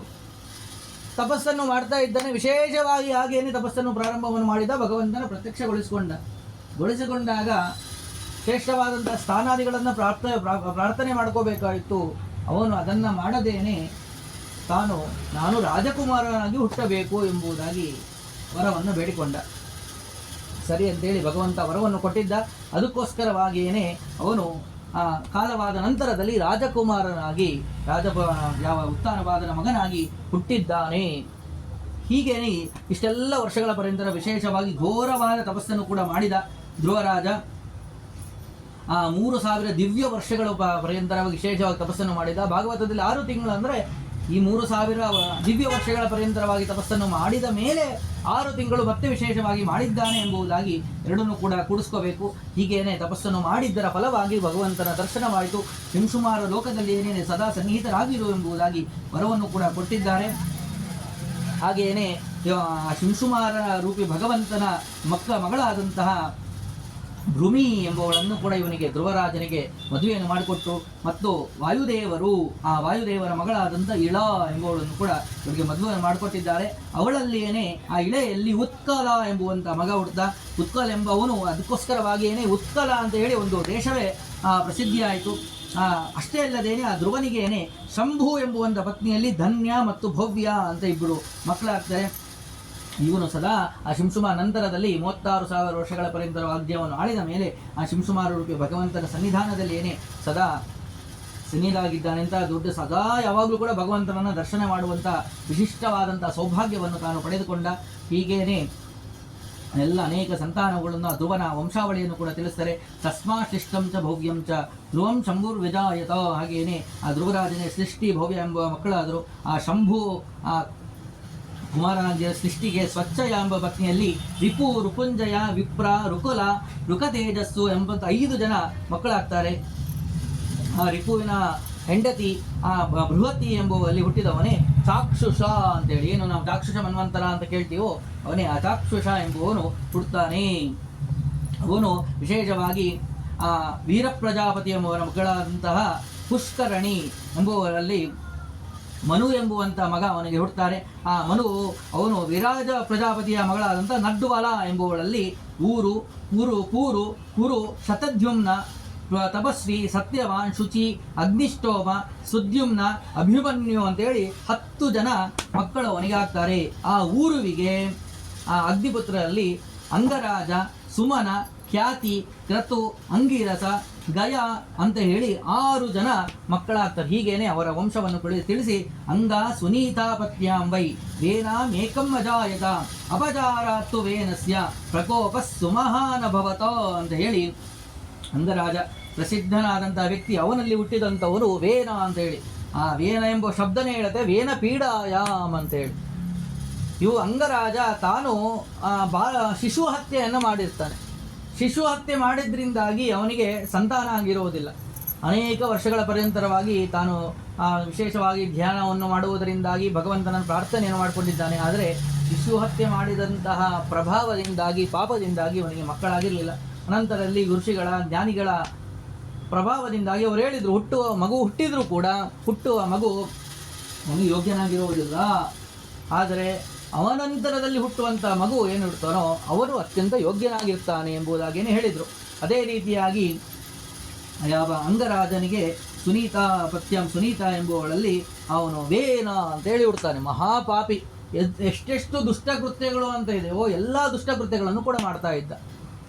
ಅಂಗ ಅಪಚಾರಾತ್ತು ವೇನಸ್ಯ ಪ್ರಕೋಪ ಸುಮಹಾನುಭವತ, ಅನೇಕ ರೀತಿಯಾದಂಥ ಪಾಪಗಳನ್ನು, ಹಿಂಸೆಗಳನ್ನು ಮಾಡುವುದು, ಸಣ್ಣ ಮಕ್ಕಳನ್ನು ಕೊಲ್ಲುವುದಾಗಲಿ, ಅನೇಕ ಏನೇನು ದುಷ್ಟಕೃತ್ಯ ಎಲ್ಲವನ್ನೂ ಕೂಡ ಮಾಡ್ತಾ ಇದ್ದ. ಯಜ್ಞಕ್ಕೆ ಭಂಗವನ್ನು ಮಾಡುವುದಾಗಲಿ, ಹೀಗೆ ಎಲ್ಲವನ್ನೂ ಕೂಡ ದುಷ್ಟಕೃತ್ಯ ಮಾಡುವಾಗ ಋಷಿಗಳಿಗೆ ತಡೆದಿಲ್ಲ. ಆ ಋಷಿಗಳು ಇಂಥವರಿದ್ದರೆ ನಮ್ಮ ದೇಶಕ್ಕೆ ಹಾನಿ ಅಂತೇಳಿ ಅವನನ್ನು ಸಂಹಾರವನ್ನೇ ಮಾಡಿಬಿಟ್ರು. ಅವನನ್ನು ಒಂದು ನಂತರದಲ್ಲಿ, ಆದರೆ ರಾಜ ಇಲ್ಲದೆ, ಅಂಗರಾಜ ತಾನು ಅವನ ಕಾಲ ಆಗಿದ್ದ, ಇತ್ತ ಕಡೆಯಲ್ಲಿ ಇವನದೇ ರಾಜ್ಯವಾಗಿತ್ತು. ಅವನು ಹೋದ ಮೇಲೆ ರಾಜ ಇಲ್ಲದೆ ಇದ್ದಾಗ ಅರಾಜಕತೆ ಬಂದ್ಬಿಡುತ್ತದೆ. ರಾಜ ಇಲ್ಲದೆ ಇದ್ದರೆ ಸಂಪೂರ್ಣವಾಗಿ ರಾಜ್ಯವೇ ಸಂಪೂರ್ಣ ನಾಶವಾಗುತ್ತದೆ ಎಂಬುವಂತಹ ಭಯ ಪ್ರಾರಂಭವಾಯಿತು. ಆಗ ಸರಿ, ಇನ್ನೊಂದು ಸಂತಾನವೊಂದು ಹೇಗಾದರೂ ಪ್ರಾರಂಭವನ್ನು ಮಾಡೋಣ, ವಂಶಾವಳಿ ಬೆಳೆಸೋಣ ಅಂತೇಳಿ ಪ್ರಜಾರ್ಥಂ ಋಷಯೋ ಯಸ್ಯ ಮಮಂತು ದಕ್ಷಿಣಕರಂ, ನೋಡಿ ಎಂತಹ ಋಷಿಗಳ ಶಕ್ತಿ, ಅವನ ಬಲಗೈಯನ್ನು ಮಥನವನ್ನು ಮಾಡಿದ್ದಾರೆ. ಕಡೆದಾಗ ಹುಟ್ಟಿದಂತಹ ಮಗುವೇ ಪೃಥು ಚಕ್ರವರ್ತಿ, ಏನು ಪ್ರಸಿದ್ಧನಾದಂತಹ ವ್ಯಕ್ತಿ ಪೃಥು. ಆ ಪೃಥುವಿನ ಪೃಥುರಾಜ ಹುಟ್ಟಿದ್ದಾನೆ. ತಂ ದೃಷ್ಟ್ವಾ ಋಷಃ ಪ್ರಾಹು ಏಷ ವೈ ಮುದಿತಾ ಪ್ರಜಾ ಕರಿಷ್ಯತಿ ಮಹಾತೇಜಾ ಹಿಶಶ್ಚ ಪ್ರಾಪ್ಯತೆ ಮಹತ ಸದನ್ವಿ ಕವಚಿ ಖಡ್ಗಿ ತೇಜಸ ನಿರ್ದಹನ್ನಿವ ಪೃಥುರ್ವೈನ್ಯ ತದಾ ಚೇಮಾಂ ರರಕ್ಷ ಕ್ಷತ್ರಪೂರ್ವಜಃ. ಹೀಗೇನೆ ಆ ಪೃಥು ಮಥನವನ್ನು ಮಾಡಿದ್ದರ ಪ್ರಭಾವ ಋಷಿಗಳೆಲ್ಲರೂ ಕೂಡ ವಿಶೇಷವಾಗಿ ತಾವು ಆ ಭಗವಂತನ ಸ್ಮರಣೆಯನ್ನು ಮಾಡ್ತಾ ಆ ಮಥನವನ್ನು ಮಾಡಿದಾಗ ಪೃಥು ಚಕ್ರವರ್ತಿ ಹುಟ್ಟಿದ. ಅವನನ್ನು ನೋಡಿದ ಕೂಡಲೇ ಎಲ್ಲ ಋಷಿಗಳು ಹರ್ಷೋದ್ಗಾರ ಮಾಡ್ತಿದ್ದಾರಂತೆ.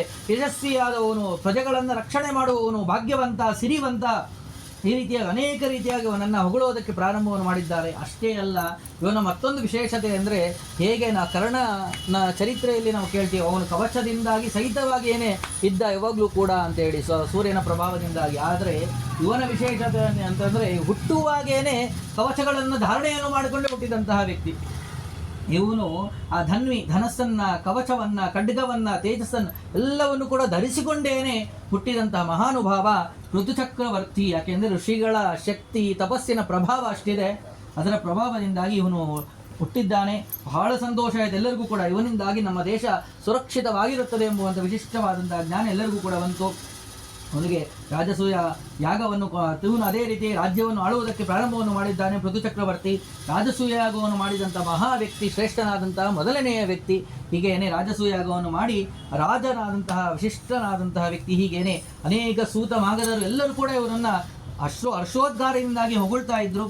ಹೀಗೇನೆ ಇರುವಂತಹ ಸಮಯದಲ್ಲಿ ಪೂರ್ವದಲ್ಲಿ ವೇನ ಮಾಡಿದಂತಹ ಪಾಪ ಕೃತ್ಯಗಳು, ಯಾವ ಯಜ್ಞಾದಿಗಳನ್ನು ಮಾಡುವುದಕ್ಕೆ ಬಿಡ್ತಾ ಇಲ್ಲ, ತಪಸ್ಸನ್ನು ಮಾಡುವುದಕ್ಕೆ ಬಿಡ್ತಾ ಇಲ್ಲ, ಪುಣ್ಯ ಸಂಪಾದನೆ ಆಗ್ತಾ ಇಲ್ಲ, ಹೀಗೆಲ್ಲ ಆದಾಗ ಆ ಭೂದೇವಿ ತಾನು ಫಲವನ್ನು ಕೊಡುವುದನ್ನು ಬಿಟ್ಟಿದ್ದಾಳೆ. ಯಾವ ರೀತಿಯಾದ ಫಲವೂ ಕೂಡ ಸಿಗ್ತಾ ಇಲ್ಲ. ಏನೆಲ್ಲ ಕಡೆಯೂ ಕೂಡ ಸಂಪೂರ್ಣವಾಗಿ ಏನು ಬರಗಾಲ ಅಂತಾರಲ್ಲ, ಬರಗಾಲ ಬಂದಾಗ ಹೇಗಿರುತ್ತದೆಯೋ ಆ ರೀತಿಯಾದಂತಹ ಪರಿಸ್ಥಿತಿ ಬಂದುಕೊಳ್ಳುತ್ತಿದೆ. ಋತುಚಕ್ರವರ್ತಿ ಆಳ್ವಿಕೆ ಇದೆ, ಮಹಾಧರ್ಮಿಷ್ಠನಾದವನು, ಅತ್ಯಂತ ಯೋಗ್ಯನಾದವನು. ಆದರೆ ಕಾಲ ಹೇಗಿದೆ ಅಂತಂದರೆ ಸಂಪೂರ್ಣವಾಗಿ ಎಲ್ಲ ಕಡೆ ಕೂಡ ಮರುಭೂಮಿಯ ಪರಿಸ್ಥಿತಿ ಬಂದಿದೆ. ಯಾವ ರೀತಿಯಾದಂಥ ಸಸ್ಯಾದಿಗಳಿಲ್ಲ, ಫಲಪುಷ್ಪಾದಿಗಳು ಇಲ್ಲ. ಹೀಗಿರುವಂತಹ ಸಮಯದಲ್ಲಿ ಏನು ಮಾಡಬೇಕು ಅಂತ ಗೊತ್ತಾಗ್ತಾ ಇಲ್ಲ. ಆಗ ವಿಶೇಷವಾಗಿ ದೇವರಲ್ಲಿ ಪ್ರಾರ್ಥನೆಯನ್ನು ಮಾಡಿಕೊಂಡಿದ್ದಾನೆ. ನೋಡಿ, ತನ್ನ ಇಷ್ಟೆಲ್ಲ ಸಾಮರ್ಥ್ಯ ಇದ್ರೂ ಕೂಡ ಭಗವಂತನ ಸ್ಮರಣೆಯನ್ನು ತಾನು ಬಿಡಲಿಲ್ಲ. ವಿಶೇಷವಾಗಿ ಭಗವಂತನ ಸ್ಮರಣೆಯನ್ನು ಮಾಡಿಕೊಂಡಿದ್ದಾನೆ. ನಂತರದಲ್ಲಿ ಅವನು ಹೊರಟಿದ್ದಾನೆ. ಯಾಕೆ, ಏನಾಗಿದೆ, ಯಾಕೆ ಫಲ ಸಿಗ್ತಾ ಇಲ್ಲ, ಇಷ್ಟ್ಯಾಕೆ ಭೂಮಿ ಇದಾಗಿದೆ ಅಂತ ಅಂದಾಗ ಎಲ್ಲರೂ ಕೂಡ ಪೂರ್ವದಲ್ಲಿ ನಡೆದಂತಹ ವೃತ್ತಾಂತವನ್ನೆಲ್ಲ ಕೂಡ ತಿಳಿಸಿಕೊಟ್ಟಿದ್ದಾರೆ. ವೇನ ಮಾಡಿದಂತಹ ಪಾಪದಿಂದಾಗಿ ಈ ರೀತಿಯಾದಿ ಕಷ್ಟ ಬಂದಿದೆ, ಎಲ್ಲ ಪ್ರಜೆಗಳು ಕೂಡ ಬಹಳ ಕಷ್ಟಪಡ್ತಾ ಇದ್ದಾರೆ, ನೀನೇ ಇದಕ್ಕೆ ದಾರಿಯನ್ನು ತೋರಿಸಬೇಕು ಅಂತ ಹೇಳಿ ಋಷಿಗಳೆಲ್ಲರೂ ಕೂಡ ಹೇಳಿದಾಗ ಸರಿ ಅಂತ ಹೇಳಿ ಅವನು ಕೂಡ ತಾನು ಖಡ್ಗವನ್ನು ಧಾರಣೆ ಮಾಡಿಕೊಂಡು ಓಡಿ ಹೋಗಿದ್ದಾನೆ. ಋತುಚಕ್ರವರ್ತಿ ಆ ಭೂಮಿ ದೇವಿಯನ್ನೇ ಅಟ್ಟಿಸಿಕೊಂಡು ಹೋಗಿದ್ದಾನೆ. ಆಗ ಕೊನೆಯಲ್ಲಿ ಅವರು ಶರಣಾಗತಿ ಆಗಿದ್ದಾಳೆ. ಆಗ ಸರಿ, ಅವಶ್ಯವಾಗಿ ನಾನು ಗೋವಿನ ರೂಪವನ್ನು ತಾಳ್ತೀನಿ, ನಿಮಗೆ ಏನು ಬೇಕೋ ಎಲ್ಲವನ್ನು ಕೂಡ, ಅದನ್ನು ಹಾಲನ್ನು ಹೇಗೆ ನಾವು ಕರ್ಕೊಂತೀವಲ್ಲ ಆ ರೀತಿಯ ಎಲ್ಲವನ್ನು ಕೂಡ ಸ್ವೀಕಾರವನ್ನು ಮಾಡಿ ಎಂಬುದಾಗಿ ಹೇಳಿದಾಗ ಋತುಚಕ್ರವರ್ತಿ ವನಸ್ಪತಿಗಳನ್ನು, ಸಸ್ಯಗಳನ್ನು ಎಲ್ಲವನ್ನು ಕೂಡ ಏನು ರಾಜ್ಯಕ್ಕೆ ಸುರಕ್ಷಿತವಾದಂತಹ ಸುಭಿಕ್ಷವಾದಂತಹ ರಾಜ್ಯಕ್ಕೆ ಏನೇನು ಬೇಕೋ ಅವೆಲ್ಲವನ್ನು ಕೂಡ ತಾನು ಪಡೆದುಕೊಂಡಿದ್ದಾನೆ. ಹಾಲನ್ನು ಹೇಗೆ ಕರೆಯಬೇಕೋ ಆ ರೀತಿಯಾಗಿ. ನೋಡಿ, ಆಗಿನ ಕಾಲದ ಅದನ್ನು ಹೇಗೆ ಎಂಬುದಾಗಿ ಅನುಭವಕ್ಕೂ ಕೂಡ ನಮಗೆ ಬರುವುದಿಲ್ಲ. ಹಾಲಿನ ರೂಪದಲ್ಲಿ ಎಲ್ಲವನ್ನೂ ಕೂಡ ಔಷಧಿ ವನಸ್ಪತಿಗಳನ್ನು ಪಡೆಯುವುದಂದರೆ ಅದು ನಮಗೆ ವಿಚಾರವೂ ಕೂಡ ನಮಗೆ ಬರುವುದಿಲ್ಲ ಹೇಗೆ ಅಂತ. ಅಂತಹವೆಲ್ಲವೂ ಕೂಡ ಭಗವಂತನ ಮಹಿಮೆ. ಹೀಗೇನೆ ಪಿತೃದೇವತೆಗಳು, ದಾನವರು, ಗಂಧರ್ವರು, ಅಪ್ಸರಾಸ್ತ್ರೀಯರು, ಸರ್ಪಗಳು, ಯಕ್ಷರು ಇವರೆಲ್ಲರೂ ಕೂಡ ತಮ್ಮ ತಮ್ಮ ಯೋಗ್ಯತಾನುಸಾರವಾಗಿ ತಾವು ಆ ಕರುವಿನ ರೂಪವನ್ನು ಮಾಡಿಕೊಂಡು ಆ ಹಾಲನ್ನು ಹೇಗೆ ಅದನ್ನು ಕರ್ಕೋಬೇಕೋ ಆ ರೀತಿಯ ಏನೇನು ಪದಾರ್ಥಗಳು ಬೇಕೋ ಅದೆಲ್ಲವನ್ನು ಕೂಡ ತಾವು ಪಡೆದುಕೊಂಡು ಸುರಕ್ಷಿತವಾದಂತಹ ರಾಜ್ಯವನ್ನು ತಾನು ಆಳ್ತಾ ಇದ್ದಾನೆ.